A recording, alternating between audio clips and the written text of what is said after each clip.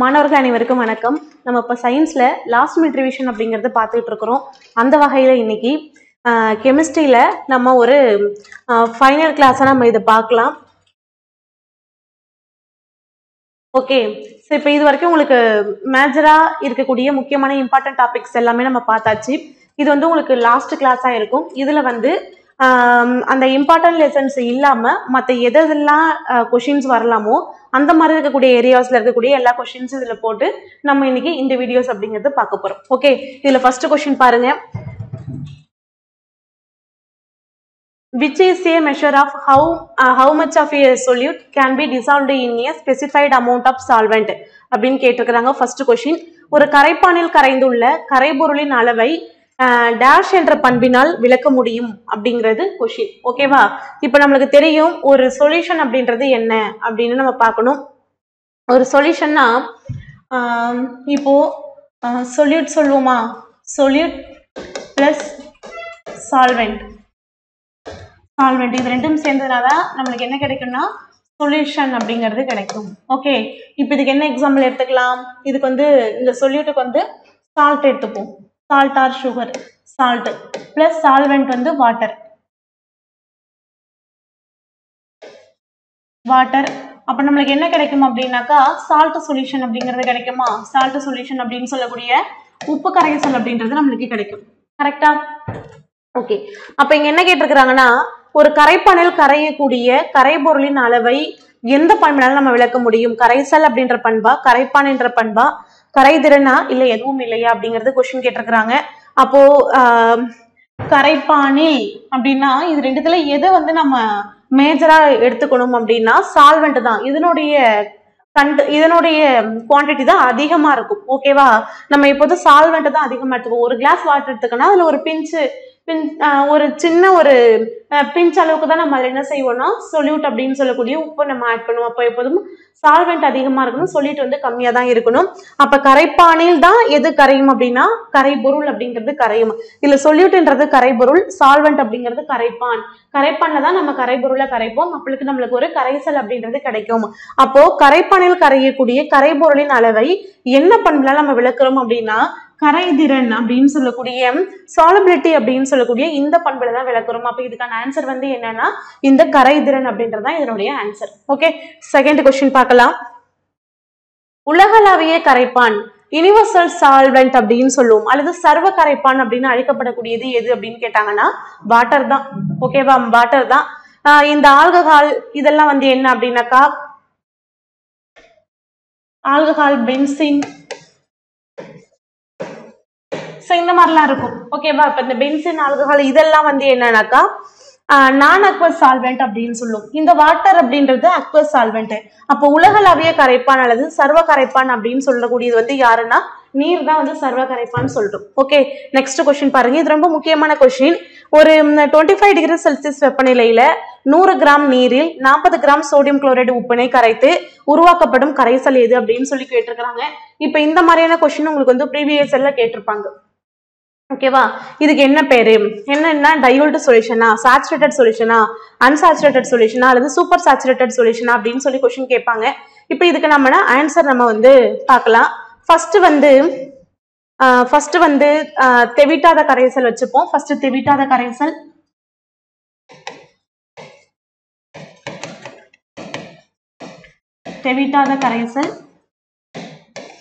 ஓகேவா, தெவிட்டாத கரைசல் அப்படின்னு சொன்னாக்கா அன்சாச்சுரேட்டட் சொல்யூஷன் அப்படிங்கிறது பேரு. ஓகேவா, நெக்ஸ்ட் வந்து தெவிட்டிய கரைசல் வச்சுப்போம். தெவிட்டிய கரைசல் இது வந்து சாச்சுரேட்டட். அடுத்தது அதிதெவிட்டிய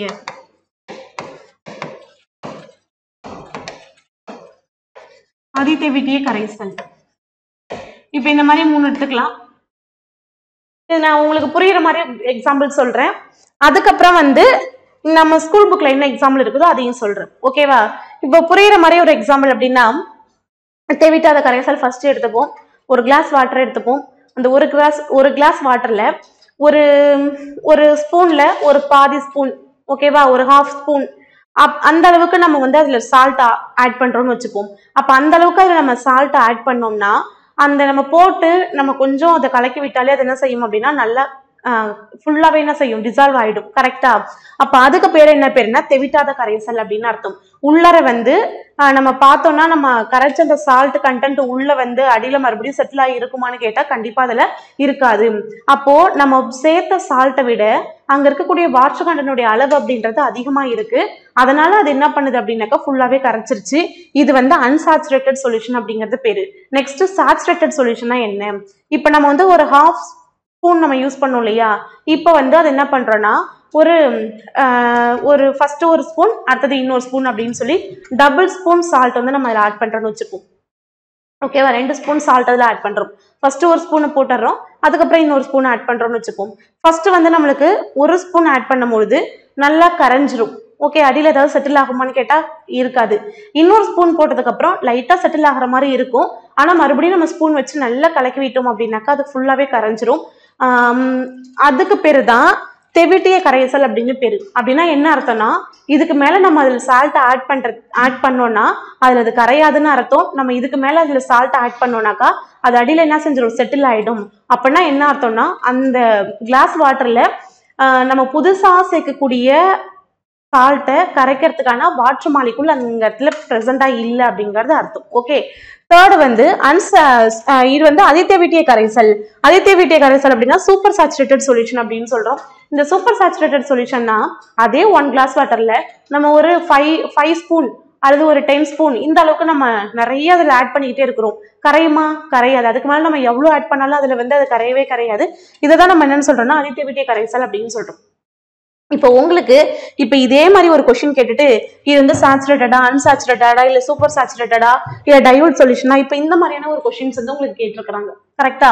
அப்ப நம்ம என்ன பண்ணணும்னா ஒண்ணு வந்து நம்ம காமனா வச்சுப்போம். ஓகேவா? எதை வச்சுப்போம்னா தெவிட்டிய கரைசல் வச்சுப்போம். தெவிட்டிய கரைசல் வச்சுக்கிட்டு அதுல இருந்து தெவிட்டாத கரைசல் என்ன சொல்லுது, அதிதேவிட்டிய கரைசல் என்ன சொல்லுது அப்படின்னு சொல்லி நம்ம பார்க்கலாம். ஓகேவா? இப்ப நம்மளுக்கு இங்க கொடுத்துருக்கிறது என்ன கொடுத்துருக்காங்க அப்படின்னா அதிதேவிட்டிய கரைசல் கொடுத்துருக்காங்க. அதே எடுத்துப்போம். என்ன அப்படின்னாக்கா ஒரு 100 gram 100 gram water 100 gram water 100 gram water.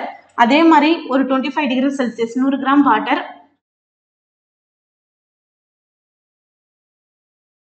ஃபார்முலால எழுதுறேன், H2O. இதுல வந்து எவ்வளவு டெம்பரேச்சர் அப்படின்னா 25 டிகிரி செல்சியஸ். ஓகேவா? 100 கிராம் வாட்டர்ல 25 டிகிரி செல்சியஸ்ல நம்ம வந்து என்ன ஆட் பண்றோம் அப்படின்னு சொன்னா இதுல ஒரு 36 கிராம்ல NaCl நம்ம ஆட் பண்ணோம்னா அதுக்கு பேர் என்ன பேருன்னா தெவிட்டிய கரைசல் அப்படின்னு பேர். ஓகேவா? இதுக்கு என்ன பேர் அப்படின்னாக்கா தெவிட்டிய கரைசல் அப்படின்னு சொல்றோம். அதே மாதிரி 100 கிராம் வாட்டர் எடுத்துக்கிறோம். இந்த 100 கிராம் வாட்டர்ல அதே மாதிரி ஒரு 10 கிராம் அல்லது 20 கிராம்ல சோடியம் குளோரைடு எடுத்துக்கிட்டோம் அப்படின்னா அதே 25 டிகிரி செல்சியஸ்ல நம்மளுக்கு என்ன ப்ராடக்ட் வருது அப்படின்னாக்கா தெவிட்டாத கரைசல். ஓகேவா? அங்க எவ்வளவு இருக்குது, 100 கிராம் அதே வாட்டர் தான், 10 கிராம் அல்லது 20 கிராம் தான் நம்ம இதுல உப்பு ஆட் பண்றோம். இங்க பாருங்க 100 கிராம் வாட்டர் எடுத்துக்கிறோம். 100 கிராம் வாட்டர்ல நம்ம வந்து இங்க 36 இருக்கா, இங்க 40க்கு மேல எடுத்துக்கிறோம். 40 கிராம் NaCl 40க்கு மேல எடுத்துக்கிறோம். இந்த 40க்கு மேல எவ்வளவு எடுத்துக்கிட்டாலும் அதே 25 டிகிரி செல்சியஸ். அப்ப பாருங்க 100 கிராம் வாட்டருங்கிறது மாறல, 25 டிகிரி செல்சியஸ் அப்படின்றது மாறல. என்ன மாறி இருக்குன்னா 10 கிராம் சால்ட், இங்க வந்து 36 கிராம் சால்ட், இங்க வந்து 40 கிராம் சால்ட். அப்ப 100 கிராம் வாட்டர்ல 10 கிராம் சால்ட் ஆட் பண்ணும்போது அங்க பெருசா அடியில எந்த செட்டில் ஆகிறது கிடையாது, தெவிட்டாத கரைசல். 36 கிராம் சோடியம் குளோரைடு ஆட் பண்ணும்போது அங்க வந்து என்ன ஆகுது, அதுக்கு மேலவும் அங்க வந்து நம்மளால சால்ட்டா கரைக்க முடியல, அங்க வாட்டர் கண்டென்ட் பிரசண்டா இல்ல அப்படின்றத சொல்லக்கூடியது தெவிட்டிய கரைசல். அதிதேவிட்டிய கரைசல்னா நம்ம 40 கிராம் கிடையாது, 40க்கு மேல எவ்வளவு ஆட் பண்ணாலும் அதுக்கு மேல அங்க என்ன செய்ய டிசால்வே ஆகாது. அப்ப நம்மளுக்கு இங்க ஆன்சர் பாருங்க, இதை அப்படியே மெமரி பண்ணி வச்சுக்கோங்க. இது உங்க ஸ்கூல் புக்ல இருக்கக்கூடிய கண்டென்ட் தான். அப்ப 100 கிராம் வாட்டர்ல 40 கிராம் சோடியம் குளோரைட் அப்படின்னு வந்துச்சுனால என்ன ஆன்சர் வரணும், அதிதேவிட்டிய கரைசல் அப்படின்னு சொல்லக்கூடிய சூப்பர் சாச்சுரேட்டட் சொல்யூஷன் தான் இதுக்கான ஆன்சர். ஓகே, நெக்ஸ்ட் क्वेश्चन பாருங்க.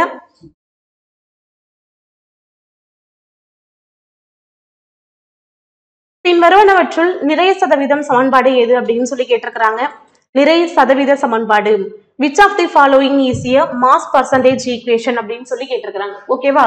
அப்ப நிறைய சமன்பாட்டிற்கான சதவீதத்திற்கான ஒரு சமன்பாடு அப்படின்றது நிறைய சதவீதம் கேட்கறது அதுதான். நிறைய சதவீதம் மேல வந்து என்ன வரணும்னா கரைபொருளின் நிறை பை கரைசலின் நிறை இன்டு 100. ஓகேவா? அப்ப கீழே என்ன இருக்குது? சொல்யூஷன். ஓகேவா? மாஸ் ஆஃப் சொல்யூஷன் இருக்கு. மேல வந்து என்ன இருக்குன்னா மாஸ் ஆஃப் சொல்யூட். அப்ப mass of solute divide by mass of solution into 100 போட்டோம் அப்படின்னா நம்மளுக்கு என்ன கிடைச்சிரும்னா மாஸ் பர்சன்டேஜ் அப்படிங்கிறது கிடைச்சிரும். அப்ப இதனுடைய ஆன்சர் ஆப்ஷன் ஏ தான் இதனுடைய ஆன்சர். ஓகே, நெக்ஸ்ட் பாருங்க. இதெல்லாம் நம்மளுக்கு ஈஸியானதா தான் இருக்கும். இப்ப இந்த மாதிரி ஒரு கொஸ்டின் உங்களுக்கு கேட்பாங்க. ஓகேவா? இதுல இந்த லெசன்ல இந்த மாதிரி ஒரு கொஸ்டின்ஸ் கேட்கலாம். இதுல கேட்கக்கூடிய கொஸ்டின்ஸ் ரெண்டு விதத்துல தான் ரொம்ப இம்பார்ட்டன்டா இருக்கும். ஒரு கொஸ்டின் உங்களுக்கு ப்ரீவியஸ் இயர் கொஸ்டின், இந்த கொஸ்டின் ரொம்ப முக்கியமானது. அடுத்தது இந்த மாதிரி ஒரு கொஸ்டின்ஸ் கேட்கலாம். ஓகேவா? இப்ப இந்த மாதிரி கேட்டாங்கன்னா நம்ம எப்போதும் வந்து சால்வெண்ட் பிளஸ் சொல்யூட் இதுதான் எடுத்துப்போம். ஓகேவா? சால்வெண்ட் பிளஸ் சொல்யூட் நம்ம சேர்த்தோம்னா நம்மளுக்கு என்ன ப்ராடக்ட் கிடைக்கலாம் அப்படின்றதுதான் நம்ம வந்து கொஸ்டினா எடுத்துப்போம். ஓகேவா? அப்ப சால்வெண்ட் வந்து என்னவா இருக்கலாம்? சாலிடா இருக்கலாம். நம்ம ஒரு நிறைய விதத்துல இது எழுதலாம். சால்வெண்ட் சொல்லிட்டு அப்படின்னு இது வந்து சாலிடா இருக்கலாம். இதுவும் சாலிட், இது வந்து சாலிட், இது லிக்விட். அதே மாதிரி சாலிட் கேஸ் இந்த மாதிரி. இது வந்து சப்போஸ் நம்ம லிக்விடா எடுத்துட்டாக்க இது சாலிட், இது லிக்விடா இருக்கும் போது இது லிக்விடு, இது லிக்விடா இருக்கும் போது இது கேஸ். அப்படி இருக்கும் போது இது கேஸா இருக்கும் போது இது சாலிடு, இது கேஸா இருக்கும் போது இது லிக்விடு, இது கேஸா இருக்கும் போது கேஸ். இந்த மாதிரி நம்ம என்ன செய்யலாம் அப்படின்னா எடுத்துக்கலாம். இப்போ இதுல இதெல்லாம் ரொம்ப ஈஸியா இருக்கும் பாருங்களேன். எப்போதுமே வந்து எதை நம்ம ஃபர்ஸ்ட் எடுத்துக்கணும்னா சால்வெண்ட் தான் ஃபர்ஸ்ட் எடுத்துக்கணும். சால்வெண்ட்டை எடுத்து அதுல சொல்யூட் வந்து எப்படி கரைஞ்சிருக்கு அப்படிங்கறத நம்ம பார்க்கணும். ஓகேவா? சால்வெண்ட்ல சொல்யூட் வந்து எப்படி கரைஞ்சிருக்குது அப்படின்னு. இப்ப சால்வெண்ட் வந்து சாலிடாவும் சொல்யூட் வந்து சாலிடாவும் இருக்குது. ரெண்டுமே சாலிட் அப்படின்னா அப்ப நம்மளுக்கு என்ன கிடைக்கும் அப்படின்னா அப்போ வந்து நம்மளுக்கு உலோக கலவை அப்படின்னு சொல்லக்கூடிய அல்லாய்ஸ் கிடைக்கும்.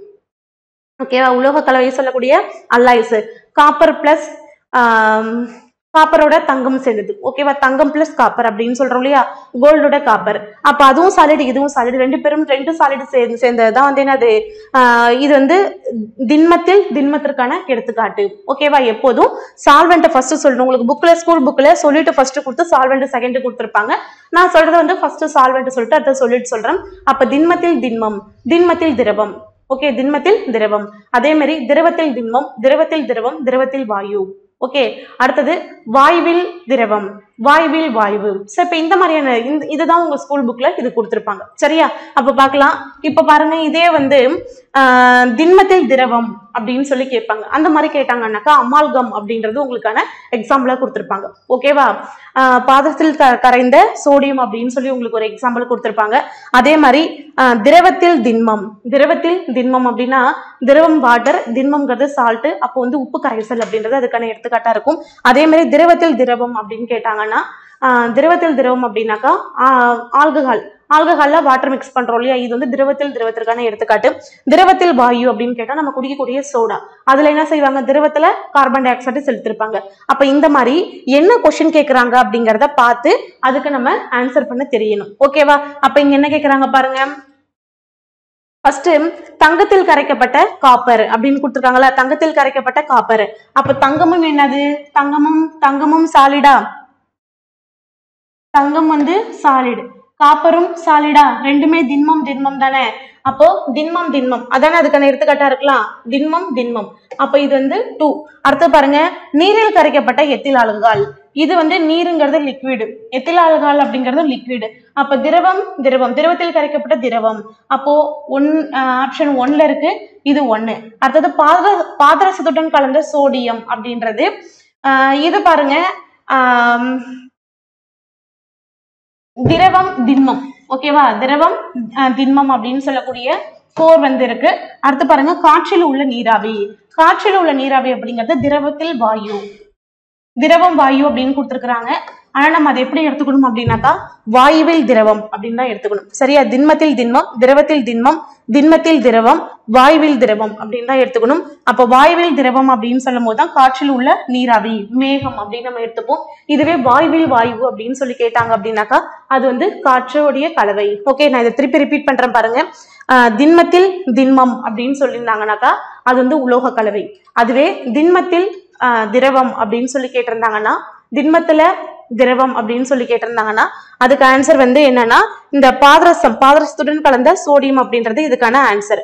அடுத்து பாருங்க திரவத்தில் திண்மம். திரவத்தில் திண்மம் அப்படின்னு கேட்டாங்கன்னாக்கா நீரில் கரைக்கப்பட்ட உப்பு இல்ல சர்க்கரை.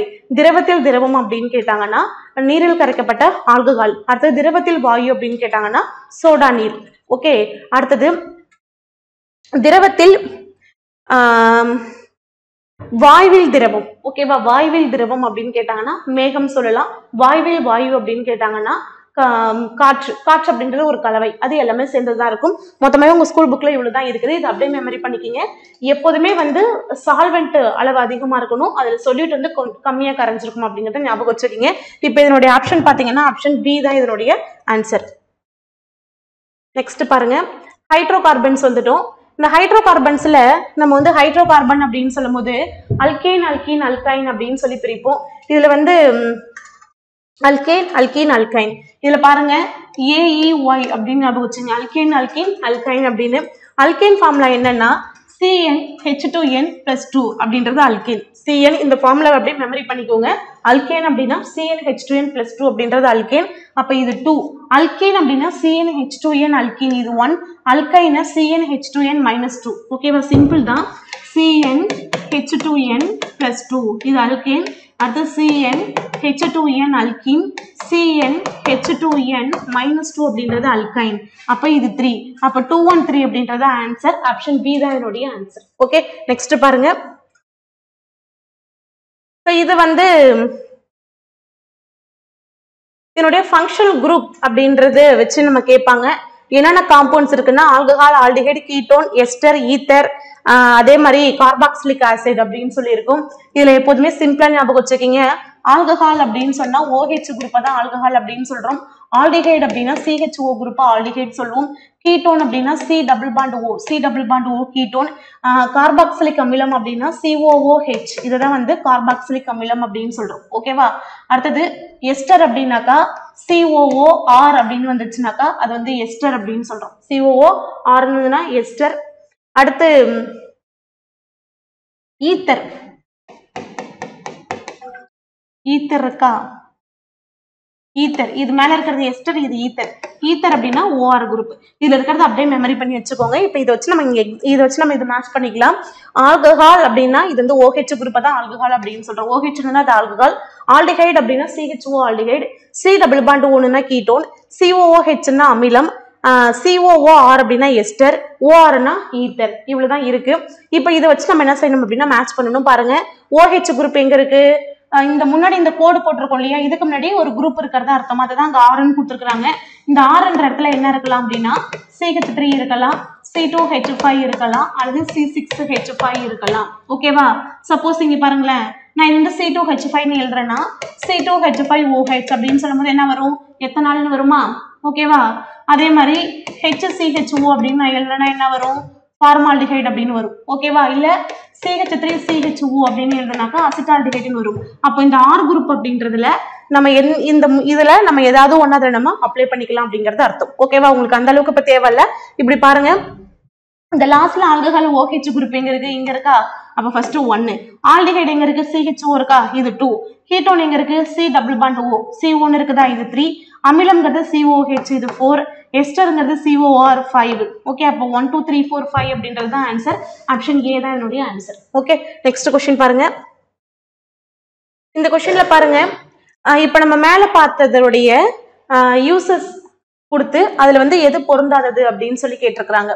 Okay, which of the following is not matched with uses of organic compounds அப்படின்னு சொல்லி கீழ்காண்பனவற்றுள் கரிம சேர்மங்களின் பயன்பாடுகளில் பொருந்தாதது எது அப்படின்னு சொல்லி தான் क्वेश्चन கேட்டிருக்காங்க. என்னென்ன இருக்கு, கீட்டோன் இருக்கு, ஈத்தர் இருக்கு, ஆல்கஹால், எஸ்டர், இது எல்லாமே இருக்கு. இதுல பாருங்க, ஆல்ரெடி நம்ம ஏற்கனவே என்ன சொல்றோம், ஆல்கஹால், ஆல்டிஹைடு, கீட்டோன், கார்பாக்சிலிக் அமிலம், ஈத்தர், எஸ்டர், இது எல்லாத்தினுடைய அந்த ஃபங்க்ஷனல் குரூப் என்னன்னு சொல்றோம். இப்ப இதனுடைய பயன்பாடுகள் என்னென்ன அப்படின்னு சொல்லி பார்க்கணும். ஓகேவா, இதுல ஃபர்ஸ்ட் பாருங்க, இதை வச்சு நான் சொல்லிடுறேன். ஃபர்ஸ்ட் ஆல்கஹால் அப்படின்றது எதுக்கு பயன்படுது, ஆல்கஹால்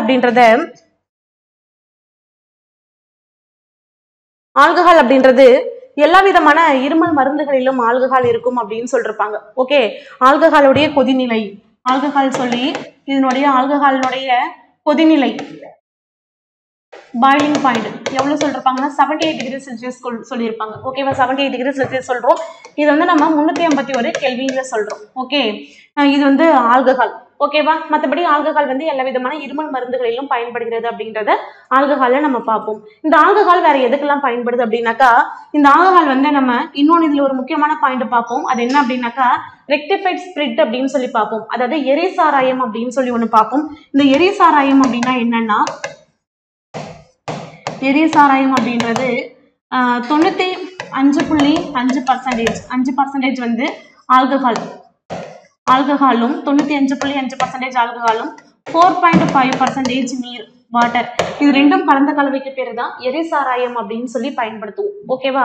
அப்போ இது ஒண்ணு ஞாபகம் வச்சுக்கணும். ஆல்கஹாலை பொறுத்த வரைக்கும் பாய்லிங் பாயிண்ட் ஒரு 78 டிகிரி செல்சியஸ் பார்த்துருக்கிறோம். அடுத்தது வந்து இதனுடைய அதை வந்து நம்ம வந்து கெல்வின்ல சொல்றோம்னாக்கா 351 கெல்வின் அப்படிங்கறத சொல்றோம். ஓகேவா? 351 கெல்வின் சொல்றோம். அடுத்தது வந்து பாருங்க, இது வந்து எரிசாராயம் அப்படின்னு சொன்னாக்கா என்னன்னாக்கா 95.5% வந்து ஆல்கஹாலும் 4.5% வாட்டரும் கலந்த கலவைக்கு பேர் தான் எரிசாராயம் அப்படின்னு சொல்றோம். இந்த ஆல்கஹால் எதுக்கெல்லாம் பயன்படுது அப்படின்னாக்கா அனைத்து விதமான இருமல் மருந்துகளிலும் பயன்படுகிறது அப்படின்னு சொல்லி ஒண்ணு பார்த்திருப்போம். இது இல்லாம நம்ம வந்து சானிடைசர் யூஸ் பண்ணோம் இல்லையா, அதுல இருக்கக்கூடியது வந்து ஆல்கஹால் தான் பயன்படுத்துறோம். டிங்சர் பயன்படுத்திருப்போம், புரை தடுப்பான் அப்படின்னு சொல்லியிருப்பாங்க. அந்த புரை தடுப்பான்ல பயன்படக்கூடியது என்ன பயன்படும்னாக்கா இந்த ஆல்கஹால் தான் பயன்படுது. இது இல்லாம வேற எதுக்கு பயன்படுது அப்படின்னாக்கா, இந்த எசன்ஸ் அப்படின்னு சொல்லுவாங்க. இந்த எசன்ஸ்ல உணவினுடைய சுவையை கூட்டத்துக்காக சேர்க்கக்கூடிய ஒரு மெட்டீரியல் தான் வந்து என்னன்னாக்கா இந்த எசன்ஸ் அப்படின்னு சொல்லக்கூடியது. அந்த எசன்ஸ்ல எது பயன்படுதுன்னா ஆல்கஹால் அப்படிங்கிறது பயன்படுது. இது இல்லாம இந்த ஆல்கஹாலை பொறுத்த வரைக்கும் இன்னும் ஒரு பாயிண்ட் நம்ம சேர்த்து சொல்லணும் அப்படின்னாக்கா,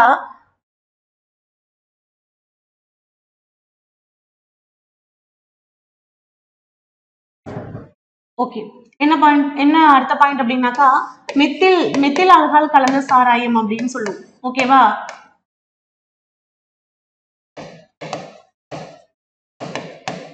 மெத்தில் ஆல்கஹால் கலந்த சாராயம் அப்படின்னா இதுல 95% என்ன இருக்கும் அப்படின்னா ஆல்கஹால் இருக்கும். 95% ஆல்கஹாலும் 5% மெத்தனால். அப்ப 95% வந்து எத்தனாலும் அத எத்தனால்னு போட்டுக்கலாம். ஓகேவா? 95% வந்து எத்தனால் அப்படின்னா எத்தில் ஆல்கஹால். ஓகே, எத்தனால் 95% வந்து எத்தனாலும் 5% வந்து 5% வந்து மெத்தனாலும் கலந்த கலவைக்கு பேர் தான் மெத்தில் ஆல்கஹால் கலந்த சாராயம் அப்படின்னு சொல்றோம். இது இல்லாம ஆற்றல் ஆல்கஹால் அப்படின்னு சொல்லி ஒண்ணு கொடுத்திருப்பாங்க. ஆற்றல் ஆல்கஹால். இந்த ஆற்றல் ஆல்கஹால் அப்படின்னா யார் அப்படின்னு சொன்னாக்கா, ஆற்றல் ஆல்கஹால் அப்படின்றது எத்தனாலோட, ஓகே, எத்தனால் இருக்கும், அந்த எத்தனாலோட பெட்ரோல் சேர்ந்த கலவைக்கு பேரு ஆற்றல் ஆல்கஹால் அப்படின்னு சொல்லுவோம். இன்னொன்னு வந்து இயல்புத்தன்மை இழந்த ஆல்கஹால் அப்படின்னு சொல்லி பார்ப்போம். இயல்புத்தன்மை இழந்த ஆல்கஹால். இந்த இயல்புத்தன்மை இழந்த ஆல்கஹால் அப்படின்னு சொன்னாக்கா இது வந்து ஆல்கஹால் பிளஸ் பிரிடின் சேர்ந்த கலவையை தான் வந்து இயல்புத்தன்மை இழந்த ஆல்கஹால் அப்படின்னு சொல்லும். இது எல்லாமே வந்து இந்த டைப்ல இதை பார்த்துக்கணும். மெத்தில் ஆல்கஹால் கலந்த சாராயம் அப்படின்னா 95% எத்தனாலும் 5% மெத்தனாலும் இருக்கும். ஆற்றல் ஆல்கஹால் அப்படின்னு சொன்னா எத்தனால் பிளஸ் பெட்ரோல் கலந்த கலவை. இயல்புத்தன்மை இழந்த ஆல்கஹால் அப்படின்னா ஆல்கஹால் பிளஸ் பிரிடின் கலந்த கலவை. ஓகேவா? மற்றபடி வேற இது எதுக்கெல்லாம் பயன்படும் அப்படின்னாக்கா, நம்ம வந்து அந்த டிங்சரா புரை தடுப்பானா பயன்படுது. அதுக்கப்புறம் வந்து இந்த சானிடைசரா யூஸ் ஆச்சு அப்படின்னு சொல்லி பார்த்தோம். உணவினுடைய சுவையை கூட்டத்துக்கு பயன்படுது. நிறைய வந்து ஒரு சால்வெண்டா பயன்படும் இது. ஓகேவா? அந்த டை, அதுக்கப்புறம் பெயிண்ட், ட்ரக்ஸ், இந்த மாதிரியான பொருள்களை கரைக்கக்கூடிய கரைப்பானாகவும் பயன்படும். இதெல்லாம் ஆல்கஹாலுக்கு. ஆல்டிஹைட் அப்படிங்கிறது என்னவா பயன்படும்னா ஃபார்மால்டிஹைடா யூஸ் ஆகும். அப்போ ஃபார்மால்டிஹைட் அப்படின்னு கேட்டாங்கன்னா அது ஆல்டிஹைடுக்கானது வந்துடும். ஓகே, அடுத்தது கீட்டோன் வந்து எதுக்கு பயன்படும்னா கரைப்பானாகவும் கரை நீக்கியாகவும் பயன்படக்கூடியது கீட்டோன். ஓகே, கரைப்பானாகவும் கரை நீக்கியாகவும் பயன்படும். அடுத்து பாருங்க, எஸ்டர் வந்து எதுக்கு பயன்படும்? ஓகேவா? எஸ்டர் வந்து எதுக்கு பயன்படும் அப்படின்னா, எஸ்டர் வந்து எல்லா விதமான சமையல் எண்ணெய்களிலும் எஸ்டர் இருக்கும். இது இல்லாம கொழுப்புகள்ல லிப்பிட்ஸ்ல இருக்கக்கூடியது எஸ்டர். ஈத்தர் வந்து எதுக்கு பயன்படுது அப்படின்னா ஈத்தர் வந்து வலி நிவாரணியாகவும் மயக்க மருந்தாகவும் பயன்படும். அப்ப மயக்க மருந்தாகவும் வலி நிவாரணியாகவும் பயன்படக்கூடியது ஈத்தர் அப்படிங்கிறது பயன்படும். இதுதான் இங்க இருக்கக்கூடிய யூசஸ். இதுதான் இதுல வந்து இன்னொரு பாயிண்ட் ஞாபகம் வச்சுக்கணும். நம்ம வந்து அந்த எல்பிஜி அப்படின்னு சொல்லி ஒண்ணு படிப்போம். இந்த எல்பிஜி வந்து என்ன அப்படின்னாக்க இது வந்து ஒரு ஹைட்ரோ கார்பன். இந்த ஹைட்ரோ கார்பனையும் அதுல சேர்த்துதான் சொல்லுவாங்க. அப்போ பெட்ரோல், டீசல், கெரோசின் இந்த மாதிரி கேட்டாங்கன்னாக்கா எல்பிஜி இதெல்லாம் வந்துச்சுன்னா அதெல்லாம் ஹைட்ரோ கார்பன்ல நம்ம சொல்லிடணும். ஓகேவா? இப்ப இதை வச்சு பார்ப்போமா? நம்மளுக்கு என்ன கேட்டிருக்கிறாங்கன்னா பொருந்தாதது எது அப்படின்னு சொல்லிதான் கேட்டிருக்கிறாங்க. கீட்டோன் அப்படிங்கிறது என்ன சொன்னேன்? கீட்டோன் அப்படிங்கிறது பொருந்தாததான் கேட்டிருப்பாங்க. பொருந்தாதல கீட்டோன் வந்து என்னவா பயன்படுது அப்படின்னா சால்வெண்ட் அண்ட் ஸ்டெயின் ரிமூவரா, கரைப்பான் மற்றும் கரை நீக்கியாக பயன்படுகிறது. அப்ப ஏ கரெக்ட். ஈத்தர் வந்து மயக்கமூட்டி மற்றும் வலி நிவாரணியா பயன்படுகிறதா? அப்ப இதுவும் கரெக்ட். ஆல்கஹால் வந்து கரைப்பானா பயன்படுது, புரைத்தடுப்பானாகவும் பயன்படுதுன்னு சொன்னா இதுவும் கரெக்ட். அப்ப எஸ்டர் வந்து எதுக்கு பயன்படுது அப்படின்னாக்கா எல்லா விதமான சமையல் எண்ணெய்களிலும் லிப்பிட்ஸ்லும் இருக்கும் அப்படின்னு சொல்லி பார்த்தோம். அதுதான் இங்க இல்ல. அப்ப ஆப்ஷன் டி தான் இதுக்கான ஆன்சர். ஓகே, நெக்ஸ்ட் क्वेश्चन பாருங்க. ஓகே, அதுல ஒரு பாயிண்ட் நான் எதை சொல்லல அப்படின்னா அமிலத்தை பத்தின யூசஸ் எதுவுமே சொல்லல. இந்த அமிலத்தினுடைய கொதிநிலை எவ்வளவு அப்படின்னு கேட்டாங்கன்னா ஓகேவா, இங்க பாக்குறது எத்தனாயிக் அமிலம். எத்தனாயிக் அமிலம் அப்படின்னாக்கா இது வந்து அசிட்டிக் அமிலம். CH3COH தான் நம்ம என்னன்னு சொல்றோம், CH3COOH தான் அசிட்டிக் அமிலம், எத்தனாயிக் ஆசிட் சொல்றோம். ஓகே, இதனுடைய கொதிநிலை அப்படின்றது பாயிலிங் பாயிண்ட். ஓகே, இது வந்து 391 கெல்வின். ஓகே, 391 கெல்வின் இது கொதிக்கும். இதை வந்து என்ன சொல்றோம் அப்படின்னா கிளேசியல் அப்படின்னு சொல்லுவாங்க. கிளேசியல் அப்படின்னா என்ன அர்த்தம் அப்படின்னாக்கா தூய அசிட்டிக் ஆசிட்க்கு பேர் தான் என்ன பேரு? கிளேசியல். அப்போ எத்தனாயிக் ஆசிட்டை நம்ம குளிர வைக்கும் பொழுது தூய நிலையில படிகமா ஒரு தூய எத்தனாயிக் ஆசிட் கிடைச்சது அப்படின்னா அதுக்கு பேர் என்ன பேர் அப்படின்னாக்கா தூய அசிட்டிக் ஆசிட்க்கு பேரு கிளேசியல் அப்படிங்கிறது பேரு. இதுக்கு என்ன பேர் அப்படின்னா கிளேசியல். ஓகேவா, கிளேசியல். ஓகே, இதை ஞாபகம் வச்சுக்கணும். மற்றது வேற எதுக்கு இது பயன்படுது அப்படின்னா ரப்பர் பாலை கெட்டிப்படுத்த பயன்படுகிறது, துணிகள்ல அச்சுப்பதிக்க பயன்படும். ஓகேவா, துணிகள்ல அச்சுப்பதிக்க பயன்படுது. இந்த நான் சொன்னேன் இல்லையா ட்ரக்ஸ், பெயிண்ட், அதுக்கப்புறம் டை, இந்த மாதிரியான பொருட்கள் மெட்டீரியல்ஸ் எல்லாத்தையும் கரைக்க அப்படின்னு சொல்லி கேட்டாங்கன்னா அதுக்கு வந்து எது சொல்லணும் அப்படின்னா ஆல்கஹால் சொல்லணும். இதுவே அதை தயாரிக்க அப்படின்னு சொல்லி கொஸ்டின் கேட்டாங்கன்னா அதுக்கு வந்து அமிலத்தை சொல்லணும். இது அதனுடைய யூசஸ். ஓகேவா, அப்ப இதுக்கு தூய அசிட்டிக் அமிலத்துக்கு என்ன பேரு அப்படின்னு சொல்லி கேட்டாங்கன்னாக்கா கிளேசியல்னு பேரு. எத்தனாயிக் ஆசிட் என்ன செய்யணும்? குளிர் வைக்கணும். இதுதான் கண்டிஷன். குளிர் வைக்கும் போது அது என்னவா மாறுது? ஒரு சாலிடான ஒரு மெட்டீரியலா மாறுது. அதுக்கு பேர் தான் கிளேசியல்னு பேரு. மற்றபடி இதனுடைய கொதிநிலை கேட்டாங்கன்னா 391 கெல்வின் அப்படிங்கிறது அதுக்கான ஆன்சர். நெக்ஸ்ட் பாருங்க. இதுல நம்மளுக்கு இப்ப என்ன கேட்டிருக்காங்கன்னு பாருங்க. சரியாக பொருந்திய ஒன்றை காண்க அப்படிங்கறத நம்மளுக்கு இப்ப கேட்டிருக்கிறாங்க. அப்ப சரியாக பொருந்திய ஒன்றை காண்க அப்படின்னு சொல்லும் போது ஃபர்ஸ்ட் வந்து சோடியம் சிலிகேட் அப்படிங்கறத ஞாபகம் வச்சிருக்கீங்க. இந்த சோடியம் சிலிகேட் அப்படின்றது எதுக்கு பயன்படுது அப்படின்னு சொன்னா சலவை நம்ம வந்து மெஷின்ஸை யூஸ் பண்ணும் பொழுது நம்ம வந்து இப்போ மெஷின்ஸ் யூஸ் பண்றோம் இல்லையா, அதுக்காக அந்த மெஷின்ஸை நம்ம யூஸ் பண்ணும் போது அந்த மெஷின்ஸ் வந்து என்ன செய்யக்கூடாது, எந்த விதமான டேமேஜும் ஆகக்கூடாது அப்படின்றதுக்காக பாருங்க ப்ரிவென்ட் கரோஷன் இன் வாஷிங் மெஷின்ஸ் அப்படின்னு சொல்லி சலவை இயந்திரங்களில் அரிமணம் ஏற்படாமல் இருக்கிறதுக்கு அப்படின்னு சொல்றதுதான் இதனுடைய ஆன்சர். அப்ப சோடியம் சிலிகேட் அப்படின்றது எதுக்கு பயன்படுது அப்படின்னா சலவை இயந்திரங்களில் அரிமணம் ஏற்படாமல் இருக்கிறதுக்கு எது பயன்படுதுன்னா சோடியம் சிலிகேட். அப்ப ஃபர்ஸ்ட் ஒன். செகண்ட் வந்து sodium sulphate. Okay, sodium sulphate. இந்த சோடியம் சல்ஃபேட் எதுக்கு பயன்படுதுன்னா இதனுடைய ஆன்சர் கரெக்டா இருக்கு. நம்ம யூஸ் பண்ணக்கூடிய டிடர்ஜென்ட்ல இந்த பவுடர் இருக்கு இல்லையா, இது வந்து கெட்டியாகாமல் இருக்கிறதுக்காக பயன்படக்கூடியதான் வந்து என்ன அப்படின்னா சோடியம் சல்ஃபேட். அப்ப இது கரெக்டா இருக்கு. ஓகேவா, சோடியம் சல்ஃபேட் அப்படின்னு சொல்லக்கூடியது இது கரெக்டா இருக்கு. ஓகேவா, அடுத்தது புளூரசன்ட் வெண்மை ஏற்றிகள் அப்படின்னு சொல்லி ஒண்ணு பார்ப்போம். இந்த புளூரசன்ட் வெண்மை ஏற்றிகள் அப்படின்னு சொல்லக்கூடியது வந்து என்னன்னா துணிகள் வந்து பளிச்சுன்னு இருக்கிறதுக்காக பயன்படக்கூடியது புளூரசன்ட் வெண்மை ஏற்பிகள்.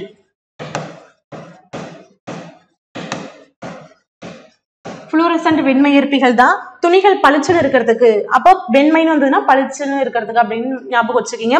அப்ப துணிகள் பளிச்சிடுவதற்கு எது பயன்படுது அப்படின்னா புளூரசன்ட் வெண்மை ஏற்றிகள் பயன்படுகிறது. அடுத்தது பாருங்க, இந்த நொதிகள் வந்து எதுக்கு பயன்படுது? நொதிகள் வந்து எதுக்கு பயன்படுது அப்படின்னா காய்கறி மற்றும் நொதிகள் வந்து காய்கறி மற்றும் ரத்தக்கரை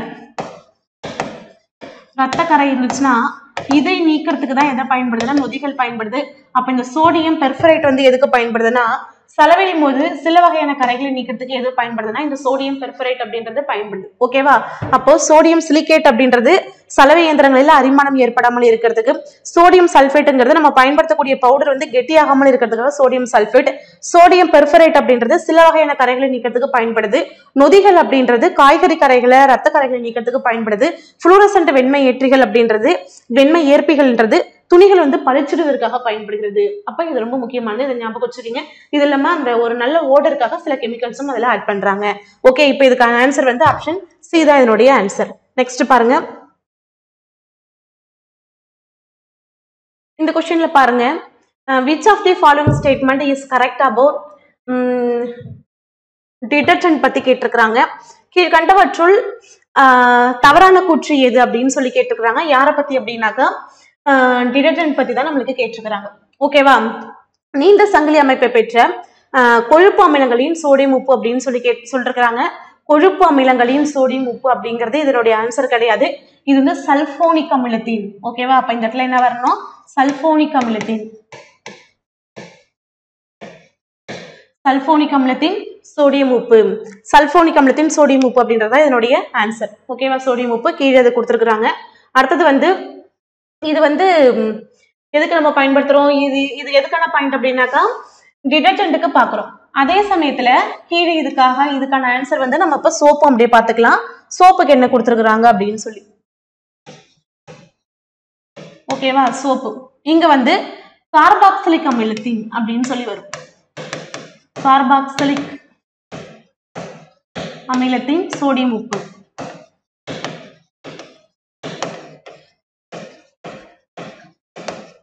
ஓகேவா? இங்க வந்து சல்போனிக் அமிலம் வருது, அங்க வந்து கார்பாக்சிலிக் அமிலத்தின் சோடியம் உப்பு. அடுத்தது இங்க கொடுத்துட்டாங்களா, இதனுடைய அயனி பகுதி அப்படின்னு கேட்டாங்கன்னாக்கா SO3 -Na+. இதுக்கு வந்து COO -Na+ அப்படின்னு சொல்லி வரணும். ஓகேவா? இந்த பாயிண்ட்டுக்கு நேரம் சோப்புக்கு என்ன வரணும்னா COO -Na அப்படிங்கிறது வரணும். இது வந்து கடின நீரில் பயன்படுத்த முடியும் அப்படின்னு இருக்கும். இதை பயன்படுத்தலாம், இது வந்து நம்ம பயன்படுத்த முடியாது. இங்க நம்ம கொடுத்துருக்கிறது எதை கொடுத்துருக்குறோம்? சோப் கொடுத்துருக்குறோம். சரியா? அப்போ ஒரு இடத்துல நம்ம சோப்பு, ஓகேவா, இன்னொரு இடத்துல நம்ம பயன்படுத்தக்கூடிய பவுடர், இது ரெண்டுக்கும் இருக்கக்கூடிய டிஃபரன்ஸ். இது எங்கேருந்து கிடைக்குது அப்படின்னு சொன்னாக்கா சோப்பு நம்மளுக்கு ஏற்கனவே தெரியும். நான் ஏற்கனவே சொன்னேன் இல்லையா, எங்கேருந்து கிடைக்குது? தாவர எண்ணெயிலையோ அல்லது கொழுப்புலையோ அல்லது விலங்கினுடைய கொழுப்பு அப்படின்னு சொன்னா இது ரெண்டுத்துல எதுலாவது ஒண்ணுதான் என்ன கிடைக்கும்? இந்த சோப் அப்படிங்கிறது கிடைக்குது. ஆனா இதை நம்ம என்ன சொன்னோம்? கச்சா எண்ணெய் அப்படின்னு சொல்லக்கூடிய குரூட் ஆயில். அந்த கச்சா எண்ணெயில இருந்து குரூட் ஆயில் இருந்து என்ன தயாரிக்கிறாங்க அப்படின்னாக்கா இந்த பவுடர் அப்படிங்கிறது தயாரிக்கிறாங்க. அப்ப இங்க சொல்லும் பொழுது சல்போனிக் அமிலத்தின் சோடியத்தின் உப்பு, இங்க கார்பாக்சிலிக் அமிலத்தினுடைய உப்பு. இது வந்து அயனி பகுதி அப்படின்னாக்கா SO3 -Na+, இங்க COO -Na+. இது வந்து கடின நீர்ல கடின நீர் அப்படிங்கிறது உப்பு தண்ணியில நம்ம வந்து பவுடரை யூஸ் பண்ண முடியும், அழுக்கு ரிமூவ் ஆகும். ஆனா சோப்பை நம்ம பயன்படுத்த முடியாது. ஏன் பயன்படுத்த முடியாது அப்படின்னா உப்பு தண்ணியில நம்ம சோப்பை பயன்படுத்தினா அது மேல ஸ்கம் அப்படின்னு சொல்லக்கூடிய ஒரு லேயரை ஃபார்ம் பண்ணிடும். அந்த லேயர் ஃபார்ம் பண்ணதுனால அதுல என்ன செய்யாது? அழுக்கு வெளியில வராது. ஓகேவா? அதை ஞாபகம் வச்சுக்கணும். இந்த சோப்பை எப்படி தயாரிக்கிறாங்க அப்படின்னா தாவர எண்ணெய் அல்லது விலங்கினுடைய கொழுப்புல தயாரிக்கிறாங்க. ஆனா இது வந்து நம்ம கச்சா எண்ணெய்னு சொல்லக்கூடிய இந்த க்ரூட் ஆயில் சொல்றோம், அங்கிருந்து தயாரிக்கிறாங்க. அப்ப இதுல வந்து எது தவறானதுன்னு கேட்டாங்கன்னா ஆப்ஷன் ஏ தான் இதுல தவறானது. ஓகேவா? நெக்ஸ்ட் क्वेश्चन பாருங்க. இது உங்களுக்கு தெரிஞ்சிருக்கும்னு நினைக்கிறேன், இருந்தாலும் நான் இதை சொல்லிடுறேன். இது வந்து என்ன அப்படின்னாக்கா கார்பனுடைய எண்ணிக்கையை வச்சு நம்ம என்ன செய்வோம்? இந்த மாதிரி அதனுடைய ரூட் வேர்டு நம்ம எழுதுவோம். சரியா? அப்போ வந்து 1 அப்படின்னு சொன்னா 1 வந்து மோனோ அப்படின்னு சொல்லணும், 2னா டை, ஓகே, 3னா ட்ரை, 4 அப்படின்னா டெட்ரா, 5 அப்படின்னா பென்டா, 5 வந்து பென்டா, 6 வந்து ஹெக்ஸா, 7 வந்து ஹெப்டா, 8 வந்து ஆக்டான்னு சொல்லுவோம், 9 வந்து நான் அப்படின்னு சொல்லலாம், 10 வந்து டெக்கா. ஓகேவா? CA இது டெக்கா அப்படின்னு சொல்லி. இப்போ இது வந்து நீங்க மெமரி பண்ணிக்கணும். இதுல உங்களுக்கு இந்த 7 வச்சு கேட்டிருப்பாங்க. 7 அப்படிங்கிறதுக்கு என்ன பேர் அப்படின்னு சொல்லி ப்ரீவியஸ் இயர்ல கேட்டிருப்பாங்க. அதனால 7 அப்படிங்கிறது ஞாபகம் வச்சுக்கணும். அப்போ 1 mono, 2 di, 3 tri, 4 tetra, 5 penta, 6 hexa, 7 hepta, 8 octa, 9 nano, 10 வந்து டெக்கா அப்படின்னு சொல்றோம். அப்ப இதை வச்சு நம்மளுக்கு நீங்க கொஸ்டின் கேட்டிருக்காங்களா? இப்போ ஹெப்ட் அப்படின்னு சொல்றது என்ன? ஹெப்ட் அப்படின்னா 7, அப்போ 1. ஓகே, நான் அப்படின்றது 9, அப்போ 9 எதுல இருக்கு? 3ல இருக்கா? 3. ஆக்ட் அப்படின்றது 8ல இருக்கு, 2. டெக்குங்கிறது 4ல இருக்கு, 10. அப்போ 1324 அப்படின்றது ஆன்சரா? அப்ப ஆப்ஷன் வந்து சி தான் அதனுடைய ஆன்சர். நெக்ஸ்ட் கொஸ்டின் பாருங்க. இதுல வந்து என்ன கேட்டிருக்காங்க அப்படின்னா சூஸ் தி இன்கரெக்ட் பேர் அப்படின்னு சொல்லி கேட்டிருக்காங்க. தவறான இணையை காண்க அப்படின்றத இந்த கொஸ்டின். ஓகேவா? தவறான இணையை காண்க அப்படிங்கறது கேட்டிருக்காங்க. ஏவுல என்ன கொடுத்திருக்காங்க பாருங்க. Carbon monoxide. இந்த கார்பன் மோனாக்சைடு எதுக்கு பயன்படுது? நான் ஃபார்முலா எழுதிடுறேன். கார்பன் மோனாக்சைடு அப்படின்றது CO. Carbon monoxide CO. Calcium carbonate. Calcium carbonate CaCO3 calcium carbonate. Sodium bicarbonate அப்படின்னா சோடியம் பைகார்பனேட். அடுத்தது கார்பன் டைசல்ஃபைடு. Carbon disulphide. இது இல்லாம என்ன கொடுத்திருப்பாங்க அப்படின்னா கார்பன் டை ஆக்சைடு இருக்கும். ஓகே, இந்த கார்பன் மோனாக்சைடு அப்படின்றது எதுக்கு பயன்படுது? கார்பன் டை ஆக்சைடு நம்ம லாஸ்ட் எழுதிக்கலாம். கார்பன் மோனாக்சைடு எதுக்கு பயன்படுது அப்படின்னா நீர்வாயு அப்படின்னு சொல்லுவோம். நீர்வாயு அப்படின்னா வாட்டர் கேஸ். கார்பன் மோனாக்சைடும் பிளஸ் ஹைட்ரஜனும் சேர்ந்த கலவைக்கு பேர் தான் வாட்டர் கேஸ், நீர்வாயு அப்படிங்கிறது பேரு. இந்த நீர்வாயுனுடைய ஒரு முக்கிய பகுதி பொருளா இருக்கிறது வந்து யார் அப்படின்னாக்கா கார்பன் மோனாக்சைடு. ரெண்டு பேர் சேர்ந்து தானே நீர்வாயு. அப்ப அதுல முக்கிய பகுதி பொருளா யார் இருக்கு அப்படின்னாக்கா இந்த கார்பன் மோனாக்சைடு மற்றும் ஒடுக்கும் கரணியகம் செயல்படுகிறது. அப்போ இங்க நம்மள கேட்டிருக்கிறது தவறான இணை தான் கேட்டிருக்கிறாங்க. அப்ப கார்பன் மோனாக்சைடு கொடுத்திருக்கிறது வந்து கரெக்டா இருக்கு. ஓகே, இந்த கார்பன் டை ஆக்சைடை பொறுத்த வரைக்கும் கார்பன் டை ஆக்சைடு எதுக்கெல்லாம் பயன்படும்? ஓகே, இது உங்களுக்கு தெரிஞ்சதுதான். கார்பன் டை ஆக்சைடை பொறுத்த வரைக்கும் நிறைய யூசஸ் இதுல இருக்கு. இந்த கார்பன் டை ஆக்சைடு தான் வந்து இந்த உலர்பனிக்கட்டி அப்படின்னு சொல்லும். இந்த உலர்பனிக்கட்டியா பயன்படுது. ஓகேவா? உரம் தயாரித்தல்ல பயன்படும் அப்படிங்கறத பார்த்திருக்கிறோம். பழங்களை பாதுகாக்க பயன்படுகிறது. ரொட்டி தயாரித்தலில் பயன்படுகிறது. இந்த கார்பன் டை ஆக்சைடு தான் வந்து அந்த சோடா நீர்ல அந்த கார்பனேட்டட் வாட்டர் அப்படின்னு சொல்லக்கூடிய அந்த சோடா நீர்ல செலுத்தக்கூடிய வாயு வந்து கார்பன் டை ஆக்சைடு தான். இந்த மாதிரி நிறைய யூசஸ் வந்து யாருக்கு இருக்குன்னா கார்பன் டை ஆக்சைடுக்கு இருக்கு. ஓகேவா? முக்கியமா வந்து உலர் பனிக்கட்டி, அதுக்கப்புறம் கார்பனேட்டட் வாட்டர், அதுக்கப்புறம் இந்த உரம் உற்பத்தி, அதுக்கு அடுத்தது வந்து பார்த்தோம் அப்படின்னாக்கா உரம் தயாரித்தல்ல பயன்படுகிறது, ரொட்டிகள் தயாரித்தல்ல பயன்படுகிறது, பழங்களை பாதுகாக்க பயன்படுகிறது. இந்த மாதிரியான யூசஸ் எல்லாத்துலயுமே யார் பயன்படுறான்னா கார்பன் டை ஆக்சைடு இருக்குது. அடுத்தது பாருங்க, கால்சியம் கார்பனேட். கால்சியம் கார்பனேட் என்னவா பயன்படும்னா ஆன்டாசிடா யூஸ் ஆகும். ஆன்டாசிட் அப்படின்னா அமில நீக்கி அப்படின்னு சொல்றோம். இந்த ஆன்டாசிடா யூஸ் ஆகுது கால்சியம் கார்பனேட். அப்ப இதுவும் கரெக்டா தான் இருக்குது. அடுத்தது சோடியம் பைகார்பனேட். இந்த சோடியம் பைகார்பனேட் என்னவா பயன்படுதுன்னா ரொட்டி சோடா தயாரித்தல்ல பயன்படுகிறது. இதுவும் அமில நீக்கியாக பயன்படுகிறது. அப்ப இதுவும் கரெக்ட் தான். சரியா? அடுத்தது வேற என்ன இருக்கு அப்படின்னாக்கா இந்த கார்பன் டைசல்ஃபைடு. இந்த கார்பன் டைசல்ஃபைடு அப்படின்றது எதுக்கு பயன்படுது அப்படின்னா கந்தக கரைப்பான். ஓகேவா? கார்பன் டைசல்ஃபைடு எதுக்கு பயன்படுதுன்னா கந்தக கரைப்பான் தயாரிப்பில் பயன்படுகிறது. CS2. ஓகேவா? CS2 கந்தக கரைப்பான். கந்தக கரைப்பான். அடுத்தது வந்து ரேயான் தயாரித்தலில். ரேயான் தயாரித்தல். இன்னொரு பாயிண்ட் ஆட் பண்ணிக்கிங்க, பூச்சிக்கொல்லி மற்றும் பூஞ்சைக்கொல்லியாக பயன்படும் அப்படிங்கிறதையும் ஆட் பண்ணிக்கோங்க.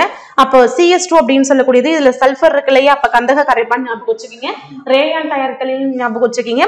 அதுக்கப்புறம் இருக்கிறது வந்து பூச்சிக்கொல்லி மற்றும் பூஞ்சைக்கொல்லியாக. இது இல்லாம இன்னொன்னு வந்து யார் அப்படின்னாக்கா கால்சியம் கார்பைடு. Calcium carbide. இந்த கால்சியம் கார்பைடு வந்து எதுக்கு பயன்படும் அப்படின்னாக்கா இந்த இங்க எழுதுற கால்சியம் கார்பைடு. இந்த கால்சியம் கார்பைடு தான் எதுக்கு பயன்படுது அப்படின்னா கிராஃபைட் ஹைட்ரஜன் தயாரித்தலில் பயன்படுது. அது கூட பார்த்து வெல்டிங் தொழில பயன்படக்கூடிய அசட்டில் வாயு தயாரித்தலும் யார் பயன்படுறா அப்படின்னா இந்த கால்சியம் கார்பைடு பயன்படுது. ஒண்ணு வந்து graphite hydrogen. Graphite hydrogen. Graphite hydrogen தயாரித்தல்ல இன்னொரு பாயிண்ட் வந்து வெல்டிங் தொழில பயன்படக்கூடிய அசட்டின் வாயு. இது ரெண்டுமே வந்து யார் வந்து பயன்படுற அப்படின்னா இந்த கால்சியம் கார்பைடு அப்படின்றது யூஸ் ஆகுது. ஓகேவா? இதுவும் ஞாபகம் வச்சுக்கணும். இப்ப இதுல வந்து நம்மளுக்கு இது ரெண்டுத்தையும் மேட்சா கொடுக்கல. ஓகேவா? இந்த கார்பன் டைசல்ஃபைடு அப்படின்றது கந்தக கரைப்பான் ரேயான் தயாரித்தல்ல பூச்சிக்கொல்லி மற்றும் பூஞ்சைக்கொல்லியா பயன்படுது. இந்த வெல்டிங் தொழில பயன்படக்கூடிய அசட்டின் வாயு அப்படிங்கிறது கால்சியம் கார்பைடா பயன்படுது. ஓகே, அப்ப இது மட்டும் தான் மேட்சா இல்ல, மீதி எல்லாமே கரெக்டா இருக்கு. நெக்ஸ்ட் கொஸ்டின் பாருங்க. நான் ஏற்கனவே சொன்னேன் இல்லையா இந்த மாதிரி இந்த ரெக்டிஃபைடு ஸ்பிரிட் அப்படின்னு சொல்லிருப்போம், எரிசாராயம் அப்படின்னு சொன்னேன். இது வந்து எவ்வளவு பர்சன்டேஜ் வாட்டர் இருக்கும் அப்படின்னு சொல்லி கேட்டிருப்பாங்க. 95.5% வந்து என்ன இருக்கும்? எத்தனால் இருக்கும். 4.5% வந்து வாட்டர் இருக்கும். இது நான் உங்களுக்கு முன்னாடியே சொன்னதுதான். அதனால இது ஆன்சர் வந்து 95.5% and 4.5%. Option C. Next question பாருங்க. இதுல வந்து என்ன கொடுத்துருக்காங்க அப்படின்னாக்கா கூற்றுகளை ஆராய்க அப்படின்னு சொல்லி கொடுத்துருக்காங்க. இதுல வந்து கன்சிடர் தி ஃபாலோயிங் ஸ்டேட்மெண்ட். இதுல வந்து கார்பனுடைய புறவேற்றுமை வடிவம் அப்படின்னு சொல்லி படிப்போம். கார்பனுடைய புறவேற்றுமை வடிவம் இந்த கார்பனுடைய புறவேற்றுமை வடிவத்துல ஃபர்ஸ்ட் வந்து யார் வருவான்னா வைரம் வரும். செகண்ட் வந்து யார் வருவா அப்படின்னாக்கா கிராஃபைட். தேர்ட் வந்து ஃபுல்லரின் அப்படிங்கிறது வரும். ஓகேவா? தேர்ட் வந்து ஃபுல்லரின். இந்த வைரம் அப்படின்றது நான்முகி வடிவம். வைரம் வந்து நான்முகி வடிவம். கிராஃபைட் வந்து அருங்கோண வடிவம். அருங்கோண வடிவம். ஃபுல்லரின்ல நன்கு தெரிந்த அமைப்பு என்னன்னு சொல்லி கேட்பாங்க. ஓகேவா? நன்கு தெரிந்த அமைப்பு என்னன்னு கேட்டாங்கன்னா C60. அதுதான் வந்து நன்கு தெரிந்த அமைப்பு. இந்த C60 கண்டறிந்தவர் யார் அப்படின்னு கேட்டாங்கன்னா இதை கண்டறிந்தவர் வந்து பக்மினிஸ்டர் ஃபுல்லரின் அப்படின்றவர் கண்டறிஞ்சிருப்பாரு. பக்மினிஸ்டர் ஃபுல்லரின் அப்படின்றவர் கண்டறிஞ்சிருப்பாரு. இது என்ன வடிவம் அப்படின்னாக்கா கால்பந்து வடிவம். கால்பந்து வடிவத்தில் இருக்கும். கால்பந்து வடிவம். அதனால இது என்னன்னு அழைக்கப்படுது அப்படின்னாக்கா பக்கிபால் அல்லது பக்கிப்பந்து அப்படின்னு சொல்லி அழைக்கப்படுது. பக்கிபால் அல்லது பக்கிப்பந்து அப்படின்னு சொல்லி அழைக்கப்படுது. அப்ப ஃபுல்லரின் அப்படின்றது கார்பனுடைய முதலாவது புறவேற்றுமை வடிவம்னு கேட்டாங்கன்னாக்கா வைரம், இரண்டாவதுன்னு கேட்டாங்கன்னா கிராஃபைட், மூன்றாவது அப்படின்னு கேட்டாங்கன்னாக்கா ஃபுல்லரின், நாலாவது அப்படின்னு கேட்டாதான் எதை சொல்லணும் அப்படின்னாக்கா இந்த கிராஃபின் சொல்லணும். ஓகேவா? ஃபோர்த்து கேட்டாங்க அப்படின்னாக்கா கிராஃபின் சொல்லணும். ஃபோர்த் வந்து கிராஃபின். ஓகேவா? இந்த வைரத்துல கோஹினூர் வைரம். ஓகேவா? கோஹினூர் வைரம் எவ்வளவு காரட் அப்படின்னு சொல்லி கேட்கலாம். ஓகேவா? இந்த மாதிரி கேட்டுக்கிறாங்க. இந்த கோஹினூர் வைரம் அப்படின்றது வைரத்துல கோஹினூர் வைரம்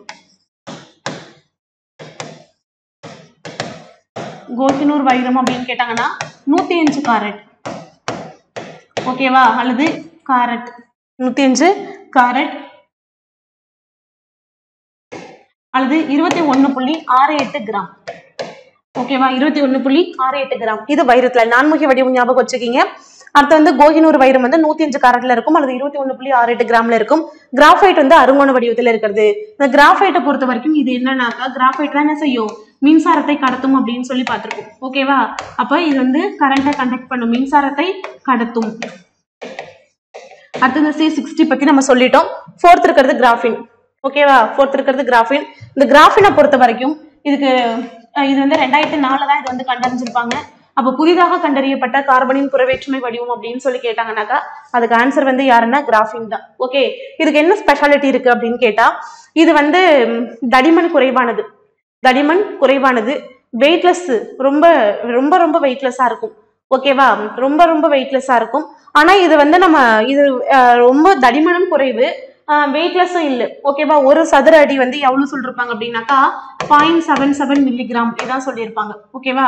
ஒரு சதுர அடி 0.77 மில்லிகிராம். ஃபர்ஸ்ட் வந்து தடிமன் குறைவா இருக்கும். அடுத்து வந்து எடையும் குறைவா இருக்கும். ஒரு சதுர அடி 0.77 மில்லிகிராம் தான் இருக்குது. ஆனா மிகவும் வலிமையானது, ரொம்ப ஸ்ட்ராங்கா இருக்கும், மிகவும் வலிமையானது. எதை மாதிரி வலிமையானது அப்படின்னாக்கா இரும்பை காட்டிலும் 100ல இருந்து 300 மடங்கு வரைக்கும். 300 மடங்கு எப்படி இருக்கும்னாக்கா இது வலிமையா இருக்கும். அப்ப பாருங்க, தடிமன் குறைவா இருக்கு, வெயிட்லெஸ்ஸா இருக்கு. ஒரு சதுர அடி வந்து எவ்வளவு இருக்குன்னா 0.77 மில்லிகிராம் தான் இருக்கு. ஆனா ரொம்ப வலிமையா இருக்கு இரும்பை விட. ஓகேவா? இரும்பை விட 100ல இருந்து 300 மடங்கு வரைக்கும் அதிகமா இருக்கு. லாஸ்ட்ல ஒண்ணு இது வந்து 0.335 நேனோமீட்டர்ல இதை நம்ம அடுக்கணும்னாக்கா எதை இது கொடுக்கும் அப்படின்னாக்கா கிராஃபைட்டை உருவாக்கும். அப்ப இது என்ன வடிவம் அப்படின்னு கேட்டா கிராஃபைட்டும் என்ன வடிவம் அப்படின்னா அருங்கோண வடிவம். அப்ப கிராஃபைட்டும் அருங்கோண வடிவம், கிராஃபினும் அருங்கோண வடிவம். அந்த ஃபுல்லரைன்ல C60 அப்படின்னு சொல்லக்கூடியது கால்பந்து வடிவம். ஃபர்ஸ்ட் பார்த்த வைரம் அப்படிங்கிறது நான்முகி வடிவம்.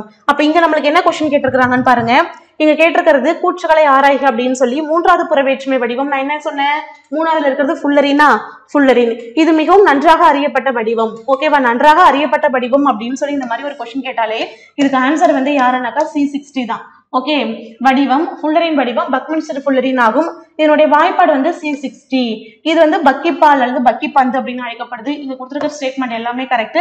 அப்ப ஆப்ஷன் டி தான் இதனுடைய ஆன்சர். ஓகே, அடுத்த கொஸ்டின் பாருங்க.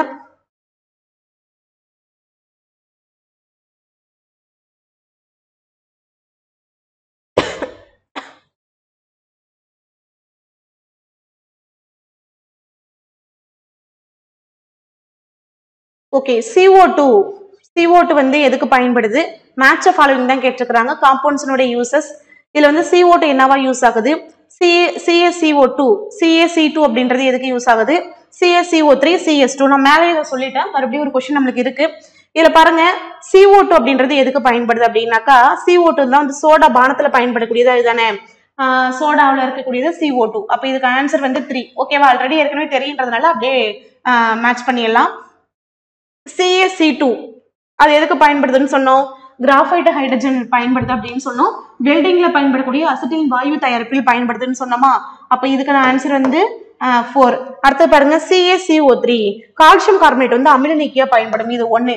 CS2 அப்படின்றது கந்தக கரைப்பான் தயாரிப்புல பயன்படுது, ரேயான் தயாரிப்புல பயன்படுது, இது இல்லாம பூச்சிக்கொல்லி மற்றும் பூஞ்சை கொல்லியா பயன்படுதுன்னு சொன்னோம், இது 2. அப்ப 3 4 1 2 அப்படின்னு சொல்லக்கூடிய ஆப்ஷன் சி தான் என்னுடைய ஆன்சர். ஓகே, ஆல்ரெடி இதை பார்த்திருக்கோம். நெக்ஸ்ட் பாருங்க,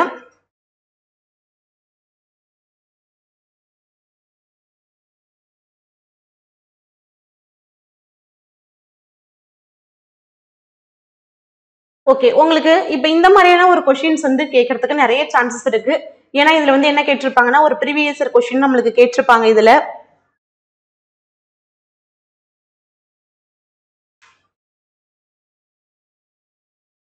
ஓகேவா, என்ன கேட்டிருப்பாங்க அப்படின்னாக்கா, சேர்க்கை வினைனா என்ன, சிதைவு வினைனா என்ன, அதுக்கப்புறம் வந்து ஒற்றை இடப்பெயர்ச்சி வினை, இரட்டை இடப்பெயர்ச்சி வினைனா என்ன, அதே மாதிரி வந்து எரிதல் வினைனா என்ன அப்படின்னு சொல்லி இதுல வந்து நம்மளுக்கு என்ன கொடுத்துருப்பாங்க அப்படின்னாக்கா, நிறைய ஆப்ஷன் கொடுத்து கேட்டிருப்பாங்க. இதுல உங்களுக்கு கேட்டிருக்கிறது வந்து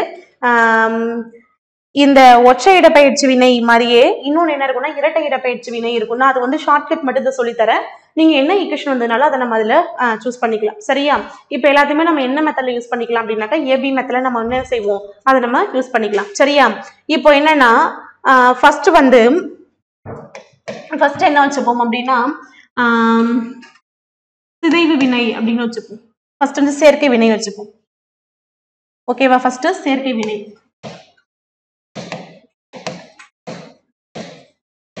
சேர்க்கை வினை, இந்த சேர்க்கை வினைன்னு கேட்டாங்கன்னா நீங்க எந்த ஈக்குவேஷனையும் மெமரி பண்ண தேவையில்ல.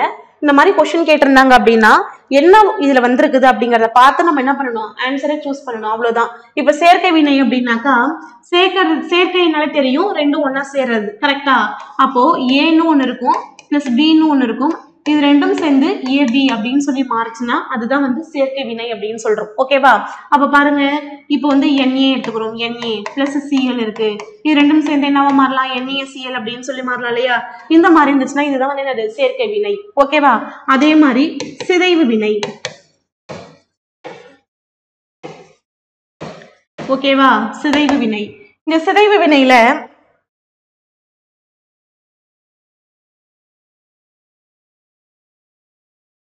சிதைவு வினை பாருங்க, ஏபின்னு நம்ம எடுத்துக்கிறோம், இது சிதைவடைஞ்சு ஏன்னும் பின்னும் நம்மளுக்கு தனித்தனியா போயிடுச்சு அப்படின்னாக்கா அதை தான் நம்ம என்ன சொல்றோம், சிதைவு வினை அப்படின்னு சொல்றோம். ஓகேவா, இப்போ HGO அப்படின்னு எடுத்துக்கிறோம், HGO இது வந்து HGனும் பிளஸ் ஓன்னும் மாறுச்சுனாக்கா, ஓகேவா, மெர்க்குரி தனியாவும் ஆக்சிஜன் தனியாவும் தனித்தனியா வந்துருச்சு அப்படின்னா இதுதான் வந்து என்னது, சிதைவு வினை அப்படின்னு பேர். ஓகேவா, தேர்டு பாருங்க, தேர்டு வந்து ஒற்றை இடப்பெயர்ச்சி வினை. ஓகே, ஒற்றை இடப்பெயர்ச்சி வினை. இந்த மாதிரி நான் இது வந்து உங்களுக்கு எக்ஸாம்பிளுக்காக தான் எழுதுறேன், உங்களுக்கு புக்ல வேற வேற எக்ஸாம்பிள் கூட இருக்கும். சரியா, நான் வந்து உங்களுக்கு ஜஸ்ட் இது புரியணுங்கிறதுக்காக எழுதுறேன். ஒற்றை இடப்பெயர்ச்சி வினையில என்ன ஞாபகம் வச்சுக்கணும்னாக்கா, இப்போ ஏபி இருக்கு பிளஸ் சி இருக்கு. ஓகேவா, ஏபி பிளஸ் சி இருக்கு. இதுல என்ன ஆகும்னா இது அப்படியே மாறிடும், டி வந்து இங்க போயிடும், சி வந்து இங்க வந்துடும். அப்ப நம்மளுக்கு என்ன கிடைக்கும், ஏசி பிளஸ் பி அப்படின்னு கிடைச்சதுனாக்கா இது வந்து ஒற்றை இடப்பெயர்ச்சி வினை. ஓகேவா, ஒற்றை இடப்பெயர்ச்சி வினை. ஃபோர்த் பாருங்க, இரட்டை இடப்பெயர்ச்சி வினை.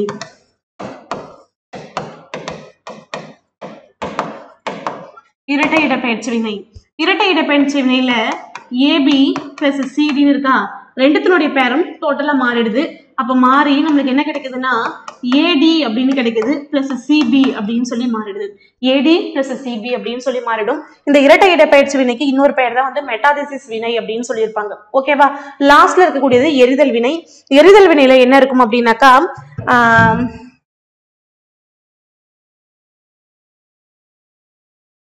ஓகே, ப்ரொப்பேனையும் பியூட்டனையும் கொடுத்திருப்பாங்க. இந்த ப்ரொப்பேன் பியூட்டன் வந்து எரிஞ்சு நம்மளுக்கு வெப்பாற்றலை கொடுக்கும் அப்படிங்கறது மாதிரி கொடுத்திருப்பாங்க. சரியா, இதுல ஒரு பெரிய கஷ்டமே கிடையாது, ரொம்ப சிம்பிள் தான். ஓகேவா, ரொம்ப சிம்பிள் தான். இப்போ இந்த ஒற்றை இடப்பெயர்ச்சி வினைக்கெல்லாம் ஒரு இடத்துல வந்து NaF பிளஸ் Cl அப்படின்னு கொடுத்துருக்காங்கன்னா NaCl plus F அப்படின்னு சொல்லி மாறிடும். ஓகேவா? அப்ப இது எல்லாத்துலயுமே என்ன இருக்குனாக்கா என்ன கொடுத்துருக்காங்க. இப்ப இங்க பாருங்க, ஒவ்வொன்றையும் நம்ம இப்ப இதை மேட்ச் பண்ணுவோம். ஃபர்ஸ்ட் பாருங்க,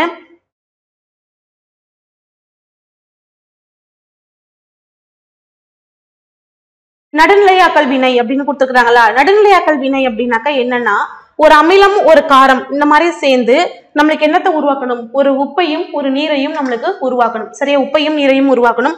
இந்த மாதிரி வாட்டர் அப்படின்னு சொல்லி இதுல வந்துச்சு அப்படின்னாலே அது நம்ம என்னவா எடுத்துக்கலாம் அப்படின்னா நியூட்ரலைசேஷன் ரியாக்ஷனா எடுத்துக்கலாம், நடுநிலையாக்கல் வினையா எடுத்துக்கலாம். அப்ப இதுக்கான ஆன்சர் வந்து என்னன்னாக்கா ஃபர்ஸ்ட் வந்து 1. அடுத்து பாருங்க, செகண்ட் என்ன கொடுத்துருக்காங்க அப்படின்னாக்கா ஒற்றை இடப்பெயர்ச்சி வினை. இந்த ஒற்றை இடப்பெயர்ச்சி வினையில என்ன இருக்கு,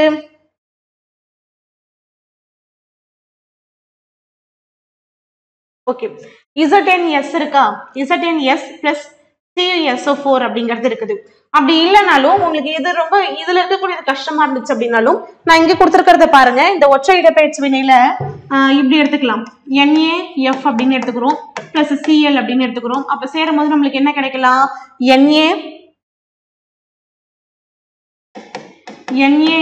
NaCl plus F அப்படின்னு சொல்லி இந்த மாதிரி நம்மளுக்கு கிடைச்சிடும். சிம்பிளா வச்சுக்கோங்க. ஓகேவா? இது கொஞ்சம் உங்களுக்கு கஷ்டமா இருக்குது, சிம்பிளா வச்சுக்கோங்க. இதுல என்ன கிடைச்சிருக்கு அப்படின்னாக்கா இந்த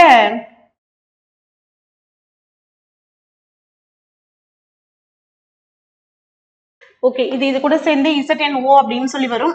ஆனா இது மேக்சிமம் வந்து எதுக்கு மேட்ச் ஆகல அப்படின்னு சொன்னாக்கா ஒற்றை இடப்பெயர்ச்சிக்கு இது மேட்ச் ஆகல. நீங்க வந்து இதே வச்சுக்கோங்க, NaF plus Cl அப்படின்னு சொல்லும் போது NaCl plus F அப்படின்னு சொல்லி AB இது வந்து என்னவா இருக்கும்னா ABயா இருக்கும், இது வந்து Cயா இருக்கும், AC plus B அப்படின்னு சொல்லி மாறிடும் அப்படின்னு ஞாபகம் வச்சுக்கீங்க. தேர்ட் பாருங்க, தேர்ட் வந்து வெப்ப சிதைவு வினை.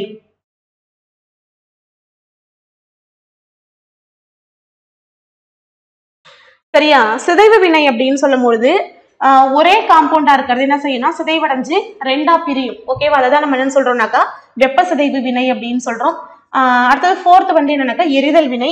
எரிதல் வினைக்கு என்ன எடுத்துக்காட்டு சொல்லலாம் அப்படின்னாக்கா புரோப்பேன் மற்றும் பியூட்டேன் சொல்லலாம். இதுதான் அதுக்கான எக்ஸாம்பிளா இருக்கும். அப்போ இதுக்கான ஆன்சர் வந்து 1 2 3 4 அப்படின்றதா இதனுடைய ஆன்சர். ஓகேவா? நான் இன்னுமே உங்களுக்கு இதை நான் சிம்பிளா சொல்றேன்.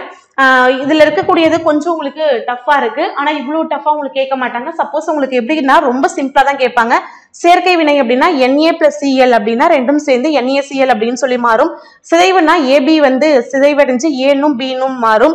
ஒற்றை இடப்பெயர்ச்சி வினைனா AB plus C இருக்கிறது AC plus B மாறுச்சு அப்படின்னா அது ஒற்றை இடப்பெயர்ச்சி வினை.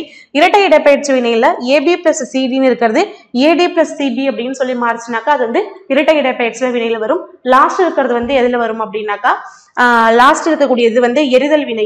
இந்த எரிதல் வினை வந்து என்னன்னா புரோப்பேன் தான் யூஸ் ஆகும். அந்த புரோப்பேனும் பியூட்டனும் சேர்ந்து காற்றோட சேர்ந்து எரிஞ்சு நம்மளுக்கு வந்து வெப்ப ஆற்றலை நம்மளுக்கு கிடைக்கும், பிளஸ் கார்பன் டை ஆக்சைடை வெளியிடும் அப்படின்னு சொல்லி பார்ப்போம். அதுதான் வந்து எரிதல் வினை. ஓகேவா? அப்ப இந்த லெசன்லயே இந்த ஈக்குவேஷன் தான் நம்மளுக்கு ரொம்ப முக்கியமா இருக்கும். சரியா? அப்போ ஞாபகம் வச்சுக்கீங்க, சேர்க்கை வினை, சிதைவு வினை, ஒற்றை இடப்பெயர்ச்சி வினை, இரட்டை இடப்பெயர்ச்சி வினை, லாஸ்ட்ல இருக்கிறது வந்து என்னன்னாக்கா அந்த எரிதல் வினை அப்படிங்கிறது ஞாபகம் வச்சுக்கீங்க. ஓகே, இதுல இன்னும் கொஞ்சம் நான் எக்ஸாம்பிள் சொல்றேன், அப்படியே பாத்துக்கோங்க. ஃபர்ஸ்ட் சொன்னோம் இல்லையா, ஃபர்ஸ்ட்ல வந்து எல்லாத்துலயுமே வந்து நம்ம உங்க ஸ்கூல் புக்ல இருக்கிற மாதிரி சில எக்ஸாம்பிள் சொல்றேன். இது கொஞ்சம் உங்களுக்கு டிஃபிகல்ட்டா இருக்கிறனால கொஞ்சம் உங்களுக்கு ஸ்கூல் புக்ல இருக்கிற மாதிரி சொல்றேன். ஃபர்ஸ்ட் வந்து சேர்க்கை வினைக்கு நீங்க அதே கூட ஞாபகம் வச்சுக்கோங்க. அப்படி இல்லைன்னா ஃபர்ஸ்ட் இருக்கக்கூடிய சேர்க்கை வினைக்கு நான் இங்க 1 போட்டு எழுதுறேன். சேர்க்கை வினை நான் என்ன சொன்னேன், A plus B இது ரெண்டும் சேரலாமா?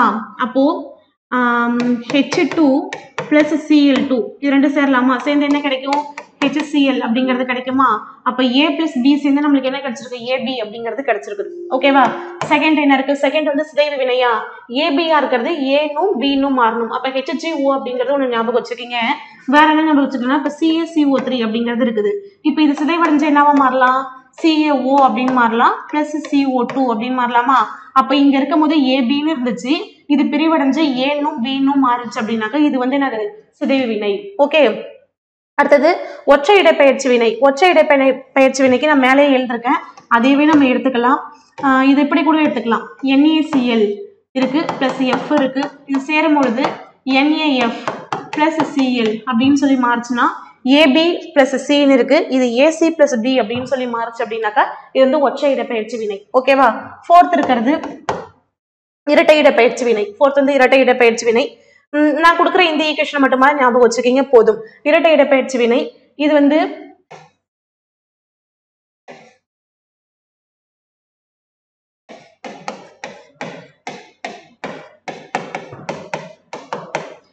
இப்ப இந்த மாதிரி எடுத்துப்போம் சரியா. இதுல வந்து இது வந்து ஏ, இது பி, ஓகேவா, இது வந்து சி, இது டி அப்படின்னு எடுத்துப்போம். இப்ப நம்மளுக்கு என்ன வரணும், ஏடி வரணும், அதே மாதிரி என்ன வரணும், சியும் பியும் வரணும். அப்ப நம்மளுக்கு என்ன கிடைக்கும் அப்படின்னா விபிஐ அப்படின்னு கிடைக்குமா, பிளஸ் KNO3 அப்படிங்கிறது கிடைக்கும், பிளஸ் KNO3 அப்படின்னு கிடைக்குமா. அப்போ விபிஐ2 நம்மளுக்கு தேவை ஏவும் டியும் அதே மாதிரி சியும் பியும் சேர்ந்து நம்மளுக்கு KNO3 அப்படிங்கிறதும் கிடைக்குது. ஓகேவா, KNO3 கிடைக்குது, பிளஸ் வந்து நம்மளுக்கு இந்த மாதிரி ஒரு காம்பவுண்ட் அப்படின்றது. அப்ப ஏவும் டியும் சேர்ந்து பியும் சியும் சேர்ந்து நம்மளுக்கு கிடைக்குது. இதுதான் வந்து இரட்டை இடப்பெயர்ச்சி வினை சொல்லுவாங்க. இதுதான் வந்து உங்களுக்கு ப்ரீவியஸ்ல கேட்டது. 5th வந்து என்ன அப்படின்னாக்கா எரிதல் வினை. புரோப்பேன் C3H8 அப்படின்னு எடுத்துக்கிறோம். இது என்ன செய்யுது அப்படின்னாக்கா ஆக்சிஜனோட எரியும். ஓகேவா, எரிஞ்சு நம்மளுக்கு என்னத்தை கொடுக்கும் அப்படின்னாக்கா வெப்ப ஆற்றலை கொடுக்கும், பிளஸ் கார்பன் டை ஆக்சைடை கொடுக்கும் அப்படின்றது இதையும் ஞாபகம் வச்சுக்கீங்க. இதுதான் உங்க ஸ்கூல் புக்ல இருக்கக்கூடிய எக்ஸாம்பிள். ஓகேவா, இது உங்களுக்கு கஷ்டமா இருந்துச்சுன்னா இதை விட்டுருங்க, இது மட்டும் ஞாபகம் வச்சுக்கீங்க போதும். ஓகே, அடுத்து பாருங்க. அடுத்தது வெங்காயத்தை நறுக்கும் பொழுது கண்களில் எரிச்சலுடன் நீர் வருவதற்கான வேதிப்பொருள் என்ன அப்படின்னு கேட்கறாங்க. இதுக்கான ஆன்சர் வந்து புரோப்பேன் டையால் எஸ் ஆக்சைடு அப்படின்றதுதான். இதெல்லாம் ஒன்லைனர்ல நம்ம ஞாபகம் வச்சுக்க வேண்டியதுதான். அதனால இதுக்கு ஆன்சர் வந்து propane diol S oxide. Next question பாருங்க. Choose a not matched one அப்படின்னு சொல்லி கேட்கறாங்க. பொருந்தாததை தேர்வுக அப்படின்னு சொல்லி.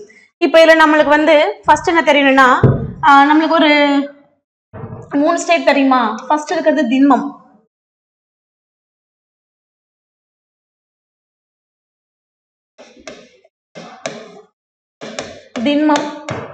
அடுத்தது திரவம், நெக்ஸ்ட் இருக்கிறது வாயு அப்படின்னு சொல்லி 3 ஸ்டேட் இருக்கா. இப்ப இதுல பாருங்க, இதுல திண்மத்துல இருந்து திரவத்துக்கு மாறுச்சு அப்படின்னா சாலிடா இருக்கிறது லிக்விடா மாறிச்சுன்னா உருகிடுச்சுன்னு சொல்றோமா. அப்ப அது வந்து என்னது, உருகுதல்.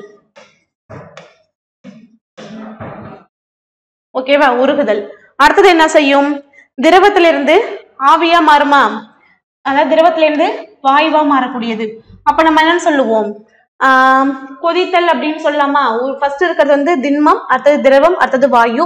திண்மத்துல இருந்து திரவத்துக்கு மாறிடுச்சு அப்படின்னு சொன்னாக்கா இந்த நிலைக்கு பேர் நம்ம என்ன சொல்லுவோம் அப்படின்னாக்கா உருகு நிலை அப்படின்னு சொல்லுவோம். இதுல இருந்து இதுக்கு மாறக்கூடிய இந்த டெம்பரேச்சருக்கு பேரு உருகு நிலை அப்படின்னு சொல்லுவோம். அதே வந்து திரவத்துல இருந்து அது வாயுவா மாறிச்சு அப்படின்னு சொன்னா அதுக்கு பேர் நம்ம என்ன சொல்லுவோம் அப்படின்னாக்கா கொதிநிலை அப்படின்னு சொல்றோம். அப்ப கொதிச்சனால அது என்னவா மாறிடும் அப்படின்னாக்கா வாயுவா மாறிடும்.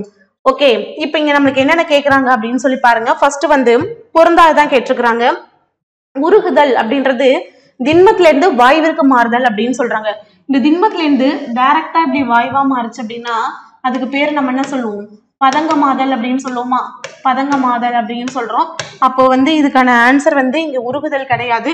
உருகுதல் வந்து திண்மத்துல இருந்து வாயுவிற்கு மாறுது அப்படின்றது வந்து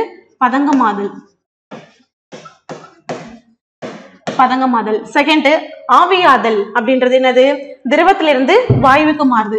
திரவமா இருக்கிறது என்ன செய்யும், அடுத்தது ஆவியா மாறுமா, ஆவியாதல். அப்ப ஆவியாதல் நடந்துச்சு அப்படின்னு சொன்னா அது என்ன செய்யும், அது திரவத்திலிருந்து வாயுவிற்கு மாறிடும், ஆவியா மாறிடும். சரியா. அடுத்தது உறைதல். உறைதல் அப்படின்றது இப்ப என்ன செய்வோம், சால்டா தண்ணி இருக்கு இல்லையா, அந்த தண்ணி எடுத்து நம்ம ஃப்ரிட்ஜ்ல வச்சு அதை என்ன செஞ்சிடும், ஐஸா மாறிடும். அப்ப திரவத்துல இருந்து திண்மத்துக்கு மாறக்கூடியதான் என்ன சொல்றோம் அப்படின்னாக்கா உறைதல் அப்படின்னு சொல்றோம். ஆவி சுருங்குதல் அப்படின்னா வாயுவில் இருந்து திரவத்திற்கு மாறுது. நல்லா வேப்பர் வந்துருச்சு, மேல வந்து ஓப்பனா விட்டோம்னா அது எவாபரேஷன் ஆயிடும். மேல ஒரு பிளேட் வச்சு மூடிடுறோம் அப்படின்னா அந்த ஆவி அந்த பிளேட் மேல பட்டு மறுபடியும் கொஞ்சம் குளிர்ந்து லிக்விடா மாறும். அதுதான். அப்போ வாயுவில இருந்து அது என்னவா மாறுது, திரவத்துக்கு மாறுது. அதுக்கு என்ன பேர் அப்படின்னாக்கா ஆவி சுருங்குதல் அப்படின்றது பேர். ஓகேவா. அப்போ ஃபர்ஸ்ட் இருக்கக்கூடிய இது மட்டும் தான் நம்மளுக்கு எரரா இருக்குது. என்னன்னா உருகுதல். உருகுதல் அப்படின்னா திண்மத்துல இருந்து திரவத்துக்கு மாறுறதா உருகுதல் அப்படின்னு சொல்றோம். இங்க திண்மத்துல இருந்து வாயுக்கு மாறுறது வந்து பதங்கமாதல். ஓகே, திண்மத்திலிருந்து வாயுக்கு மாறுது பதங்கமாதல் அப்படிங்கிறது பேரு. திரவத்திலிருந்து வாயுக்கு மாறுது ஆவியாதல். திரவத்திலிருந்து திண்மத்துக்கு மாறுதல் அப்படின்றது உறைதல். வாயுவிலிருந்து திரவத்திற்கு மாறுதல் அப்படின்றது ஆவி சுருங்குதல். ஓகே, அப்ப ஆப்ஷன் இதுக்கு ஏ. நெக்ஸ்ட் கொஸ்டின் பாருங்க. ஓசோன் படல சிதைவிற்கு யார் காரணம்? சிஎஃப்சி. ஓகேவா, குளோரோஃப்ளோரோ கார்பன் அப்படின்னு சொல்லக்கூடிய சிஎஃப்சி தான் முக்கிய காரணமா இருக்கு. அப்ப இதுக்கு வந்து 4. அடுத்தது அமிலமழைக்கு யார் காரணம்னாக்கா NO2 SO2 இது 2 தான் காரணம். இது வந்து 3. அடுத்தது ஒளிவேதி பனிப்புகை அப்படின்றது NO இதுதான் இதுக்கு காரணமா இருக்கு. இதுக்கு ஆப்ஷன் 2. பசுமை இல்ல விளைவு அப்படின்னு சொல்லும். இதுக்கு வந்து கார்பன் டை ஆக்சைடு தான் பசுமை இல்ல விளைவு அப்படின்னு சொல்லுவாங்க. இது வந்து கிரீன் ஹவுஸ் எஃபெக்ட் அப்படின்னு சொல்லக்கூடியது CO2. ஓகேவா, அப்போ ஃபர்ஸ்ட் இருக்கக்கூடிய ஓசோன் படல சிதைவுக்கு வந்து சிஎஃப்சி குளோரோஃப்ளோரோ கார்பன். ஓகே, இந்த NO2 SO2 இது எல்லாமே வந்து வாட்டரோட சேரும் பொழுது, ஓகேவா, NO2 வாட்டரோட சேரும் பொழுது என்னவா மாறிடும் அப்படின்னா நைட்ரிக் ஆசிடா மாறுது.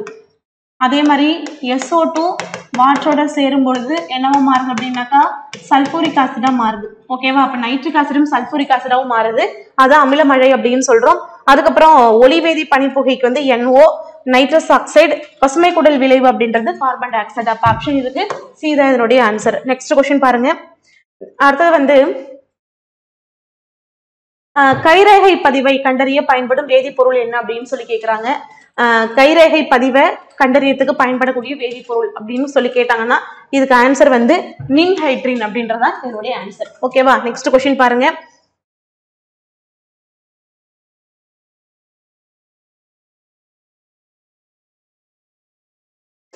இங்க என்ன கேட்டிருக்காங்கன்னா பின்வருவனவற்றுள் தவறானதை தேர்ந்தெடுக்க அப்படின்னு சொல்லிருக்காங்க. உலகினுடைய முதல் ஆன்டிபயோட்டிக் மருந்து அப்படின்னு சொல்லக்கூடியது பென்சிலின். ஓகேவா, இந்த பென்சிலின் வந்து பென்சிலின் நொட்டேட்டம் அப்படின்னு சொல்லக்கூடிய ஒரு பூஞ்சலிலிருந்து பெறப்பட்டது அப்படின்னு சொல்லிருக்காங்க. கரெக்ட் தான், இது பென்சிலின் நொட்டேட்டம் அப்படின்னு சொல்லக்கூடிய ஒரு பூஞ்சலிலிருந்து தான் இது தயாரிக்கப்பட்டிருக்கும். ஓகேவா, அப்போ அதுல இருந்து தயாரிச்சிருந்தா அதுக்கு பேர் பென்சிலின் அப்படின்னு சொல்லி வச்சிருப்பாங்க. இது தனி ஒரு கொஸ்டின். ஓகேவா, தனியா ஒரு கொஸ்டின் ஞாபகம் வச்சுக்கீங்க. செகண்ட் வந்து சளி மற்றும் ஃப்ளூ போன்ற நோய்களை ஏற்படுத்தும் வைரஸ்களுக்கு ஆன்டிபயோட்டிக் மருந்துகள் நன்கு வேலை செய்கின்றன அப்படின்னு கொடுத்திருக்காங்க. நன்கு வேலை செய்வதில்லை, இது வேலை செய்யாது, நன்கு வேலை செய்வதில்லை. அடுத்தது 1860ல ஆல்பர்ட் நிம்மானின் என்பவர் கோகோ இலைகளிலிருந்து கோக்கைன் அப்படின்னு சொல்லக்கூடிய மயக்கமூட்டு மருந்தினை இதுல முதல் மயக்கமூட்டு மருந்து அப்படின்னு சொல்லி கேட்டாங்க அப்படின்னாக்க எதை சொல்லணும்? கோக்கைன் தான் சொல்லணும். இந்த கோக்கைன் அப்படின்றத எங்கெங்க தயாரிச்சாங்க அப்படின்னு கொஸ்டின் கேட்டாங்கன்னா கோகோ இலையிலிருந்து. இதை கண்டறிந்தவர் யார் அப்படின்னு சொன்னாக்கா 1860ல ஆல்பர்ட் நிம்மானின் அப்படின்னு சொல்லி. அப்ப இதுலயே வந்து என்ன செய்யலாம், ஒரு 2-3 விதமா 2 கொஸ்டின் கேட்கலாம். அப்ப முதல் மயக்கமூட்டு மருந்தை வந்து கண்டறிந்தவர் வந்து யாருன்னா ஆல்பர்ட் நிம்மானின் 1816ல. கிருமி நாசினி என்பது குளோரோசைலெசனோல் மற்றும் டெர்பென்கள் ஆகியவை சேர்ந்த கலவையாகும் அப்படின்னு இருக்காங்க. இதுவும் நம்மளுக்கு கரெக்ட் தான். அப்ப ஆப்ஷன் வந்து என்னன்னா இந்த பில இருக்கு இல்லையா, இது மட்டும் தான் நம்மளுக்கு வந்து எரரா இருக்குது. அப்ப இதுக்கான ஆன்சர் வந்து ஆப்ஷன் பி. ஓகேவா, நெக்ஸ்ட் கொஸ்டின் பாருங்க. ஓகே, முதல்ல நொதித்தல் என்ற நிகழ்வினை விவரித்தவர். ஓகே, முதல்ல நொதித்தல் அப்படின்ற ஒரு நிகழ்வு, ஃபெர்மெண்டேஷன் சொல்றோம் இல்லையா, இந்த நிகழ்வை விவரித்தவர். காற்றற்ற சூழலில் ஈஸ்ட் என்ற நுண்ணுயிர்களின் முன்னிலையில் நிகழும் செயல் நொதித்தல் என்று கூறியவர். இது ரெண்டுமே யார் அப்படின்னா லூயிஸ் பாஸ்டியர் தான் சொல்லியிருப்பாரு. அப்ப இதுக்கான ஆன்சர் வந்து லூயிஸ் பாஸ்டியர். நொதித்தல் அப்படின்ற அந்த நிகழ்வுன்னு சொன்னவர். காற்றற்ற சூழ்நிலையில் ஈஸ்ட் என்ற நுண்ணுயிரியின் முன்னிலையில் நிகழும் செயல் தான் வந்து என்னது, அந்த ஃபெர்மெண்டேஷன் அப்படின்னு சொல்லக்கூடிய நொதித்தல் அப்படின்னு சொன்னது வந்து யார் அப்படின்னாக்கா லூயிஸ் பாஸ்டியர் சொல்லிருப்பாரு. இதுக்கான ஆன்சர் வந்து லூயிஸ் பாஸ்டியர். நெக்ஸ்ட் கொஸ்டின் பாருங்க. இந்த கொஸ்டின்ல பாருங்க, கீழ்கண்ட கூற்றை காண்க அப்படின்னு சொல்லிட்டு எது வந்து சரி எது தவறு அப்படின்னு சொல்லி கேட்டிருக்கிறாங்க. ஃபர்ஸ்ட் பாருங்க, புரோஸ்டாக்லாண்டின் உற்பத்தியை ஒடுக்கி காய்ச்சலை குறைப்பது ஆன்டிபயோட்டிக்ஸ் அப்படின்னு சொல்லிருக்காங்க. இது வந்து கரெக்டான ஆன்சர் தான். ஓகேவா, புரோட்டோகிளாஸ்டின் உற்பத்தியை ஒடுக்கி காய்ச்சலை குறைப்பது ஆன்டிபயோட்டிக்ஸ் அப்படின்றது இதுக்கான ஆன்சர் கரெக்ட். ஃபர்ஸ்ட் ஒன்னு correct, first statement. Second statement பாருங்க, செயற்கை முறை ஆன்டிபயோட்டிக் மருந்துகளுக்கான எடுத்துக்காட்டு. செயற்கை முறை ஆன்டிபயோட்டிக் மருந்துகளுக்கான எடுத்துக்காட்டு அப்படின்னு சொல்லி குளோரோபினிகால், அடுத்தது வந்து டெட்ராசைக்ளின் அப்படின்னு சொல்லிருக்காங்க. இதுவும் வந்து கரெக்ட் தான். செயற்கை முறை ஆன்டிபயோட்டிக் மருந்துகளுக்கான எடுத்துக்காட்டு வந்து குளோரோபினிகால் மற்றும் டெட்ராசைக்ளின் அப்படின்றது. ஓகே, தேர்ட் பாருங்க, நமக்கு நோய் தொற்று ஏற்பட்டவுடன் நோய் எதிர்ப்பு அமைப்பானது எந்த வேதிப்பொருட்களை வெளியிடுகிறது அப்படின்னு சொல்லி கேட்டிருக்கிறாங்க. ஓகேவா, நம்மளுக்கு நோய் தொற்று ஏற்பட்டவுடன் நோய் எதிர்ப்பு அமைப்பானது எந்த வேதிப்பொருளை வெளியிடுகிறது? இதுல வந்து ஆஸ்பிரின் அப்படின்னு கொடுத்துருக்காங்க. ஆஸ்பிரின் வந்து வலி நிவாரணியா தான் பயன்படும்.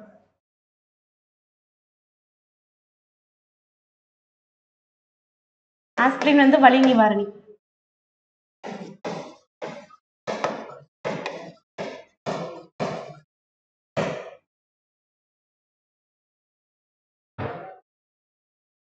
அப்ப இதுக்கான ஆன்சர் என்ன பார்த்தோம்னாக்க இதுக்கு வந்து ஆன்சர் இது கிடையாது. அப்போ வந்து சைட்டோகைனின்.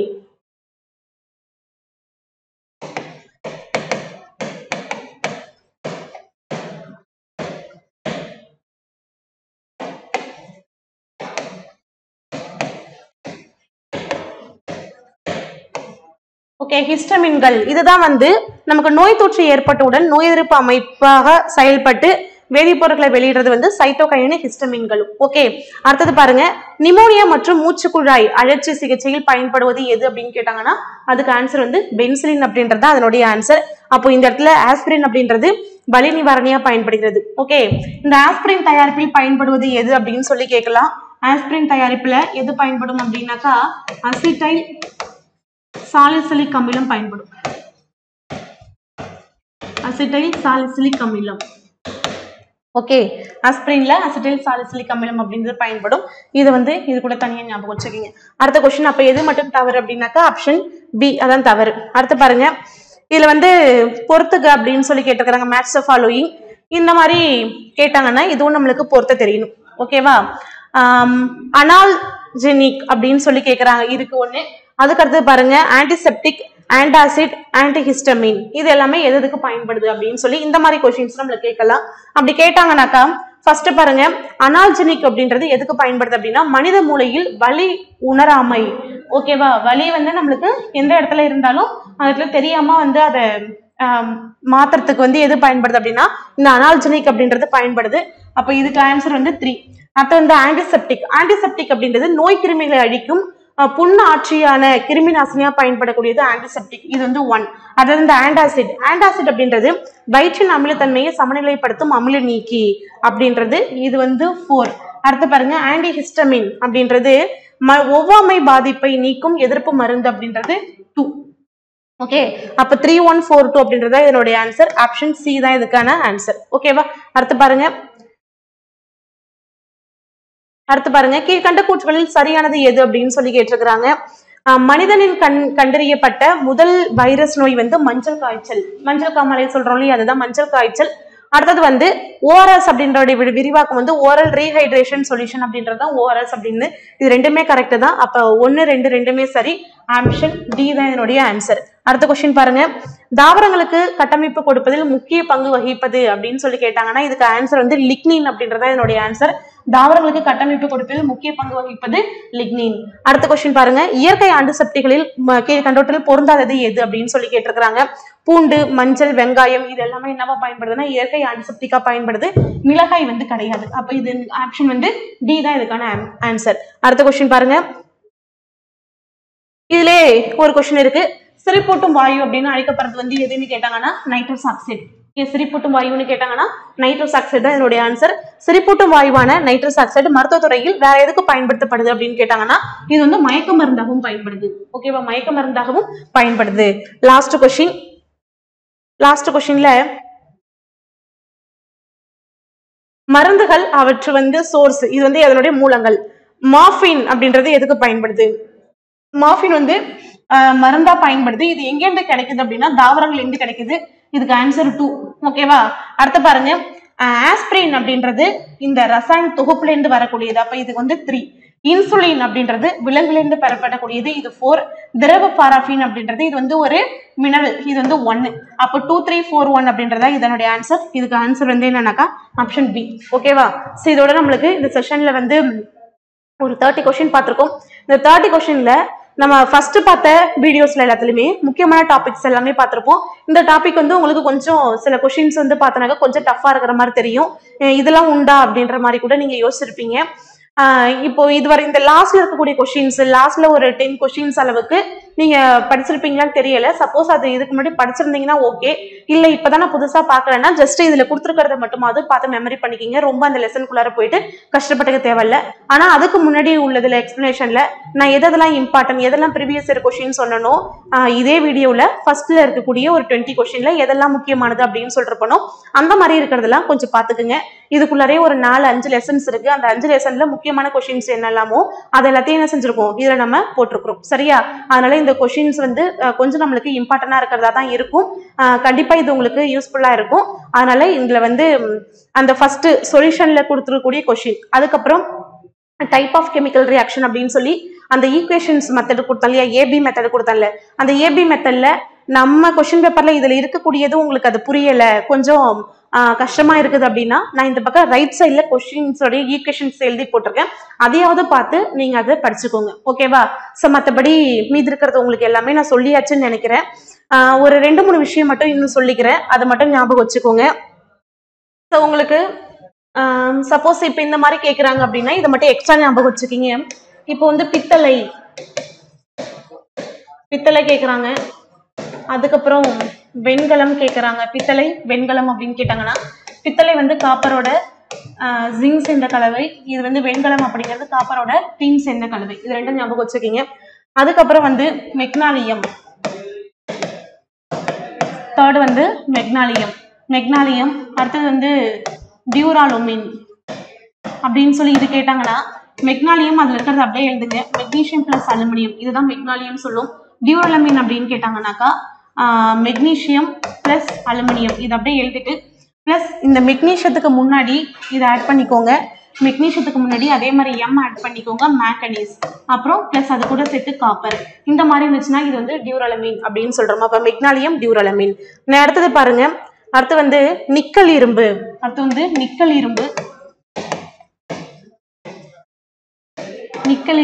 துருப்பிடிக்காத இரும்பு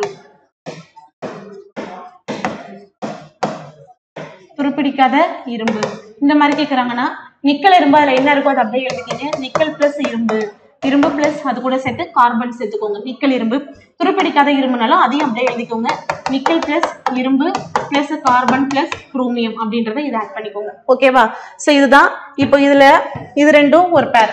ஓகேவா? இது ரெண்டும் ஒரு பேரா வச்சுக்கோங்க. அதுக்கப்புறம் இது ரெண்டும் ஒரு பேர். ஓகே. இந்த பித்தளை வெண்கலம் இது வந்து எதுக்கு பயன்படுது? வெண்கலம் வந்து ஃபர்ஸ்ட் ஞாபகம் வச்சுக்கோங்க, வெண்கலம் வந்து இந்த கோவிலில் இருக்கக்கூடிய பொருட்கள் அப்படின்னு ஞாபகம் வச்சுக்கோங்க. காயின்ஸ் இருக்கா, சிலைகள் இருக்கா, அப்புறம் மணி.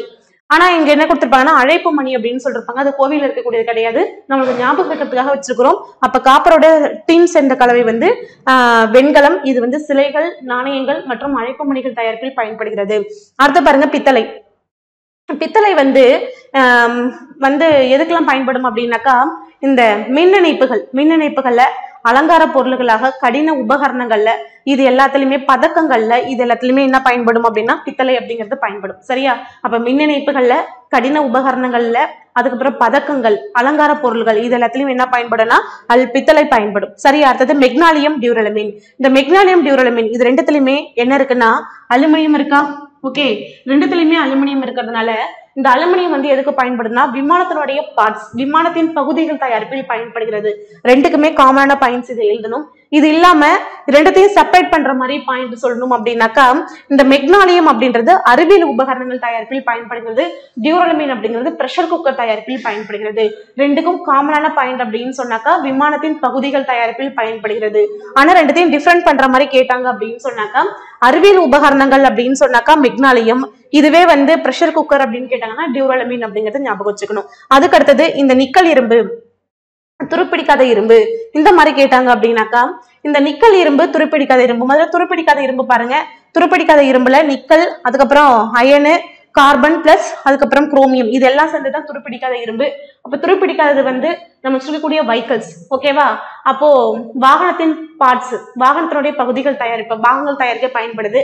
அதுக்கப்புறம் வந்து பாத்திரங்கள் தயாரிக்க பயன்படுது, வெட்டக்கூடிய சாதனங்கள், வெட்டும் கருவிகள் தயாரிப்பில் பயன்படுது. இது எல்லாமே துருப்பிடிக்காதது, அதனால வந்து துருப்பிடிக்காத இரும்பு அப்படின்னு சொல்லி ஞாபகம் வச்சுக்கீங்க. இதுவே நிக்கல் இரும்பு அப்படின்னு சொல்லி கேட்டாங்க அப்படின்னாக்கா விமானத்தினுடைய பகுதிகள் தயாரிக்க பயன்படுது. ஓகேவா? விமானத்தினுடைய பார்ட்ஸ் தயாரிக்கிறதுக்கு பயன்படுது. இது இல்லாம அந்த உந்திகள் அப்படின்னு சொல்லுவோம், இந்த உந்திகள் தயாரிப்பிலும் என்ன பயன்படுது அப்படின்னாக்கா இந்த நிக்கல் இரும்பு. அப்போ ஒன்னோட ஒண்ணு கம்பேர் பண்ணி ஞாபகம் வச்சுக்கீங்க. உங்களுக்கு யூசஸ் கேட்கலாம், அப்படி இல்லைன்னா என்ன கேட்கலாம், இதே மாதிரி ஃபார்முலாவை மேட்ச் பண்ண சொல்லி கேட்கலாம். இப்படி கேட்டாலும் நம்மளுக்கு அது ஆன்சர் பண்ண தெரியணும். அடுத்து பாருங்க, இந்த இரும்பை வச்சு 3 விஷயத்துல கேட்பாங்க. இரும்பை வச்சு ஃபர்ஸ்ட் ஒன்னு இருக்கிறது வந்து வார்ப்பு இரும்பு, இரும்பு வச்சு கேட்பாங்க. வார்ப்பிரும்பு. செகண்ட் இருக்கிறது எஃகு ஸ்டீல். அடுத்தது ராட் அயன் சொல்லுவோம். தேன் இரும்பு. இதுல இருக்கக்கூடிய கார்பன் அளவு எவ்வளவு அப்படின்னு சொல்லி கேட்டிருப்பாங்க. கார்பன் அளவு இது வந்து 2 to 4% இருக்கும். இது வந்து 0.25 to 2% வரைக்கும் இருக்கும். இது வந்து less than 0.25% வரைக்கும் இருக்கும். அப்ப எவ்வளவு கார்பன் இருக்கு, அது இருக்கக்கூடிய பர்சன்டேஜ் எவ்வளவு, இந்த கார்பன் அளவை பொறுத்து இது எதுக்கெல்லாம் பயன்படுது அப்படின்னு சொல்லி கேட்டிருப்பாங்க. கார்பனுடைய அளவு குறைய குறைய இது வந்து ரொம்ப ஸ்ட்ராங்கா இருக்கும்னு ஞாபகம் வச்சுக்கீங்க. இந்த வார்ப்பிரும்பு அப்படிங்கிறது எதுக்கு பயன்படுது ஃபர்ஸ்ட், ஓகேவா? அந்த ட்ரைனேஜ் இருக்கு இல்லையா, கழிவுநீர், அந்த கழிவுநீர் குழாய் ஞாபகம் வச்சுக்கீங்க. அதுக்கு மேல இருக்கக்கூடிய மூடிகள் அதை ஞாபகம் வச்சுக்கீங்க. இது ரெண்டும் கழிவுநீர் மற்றும் கழிவுநீர் மூடிகள்.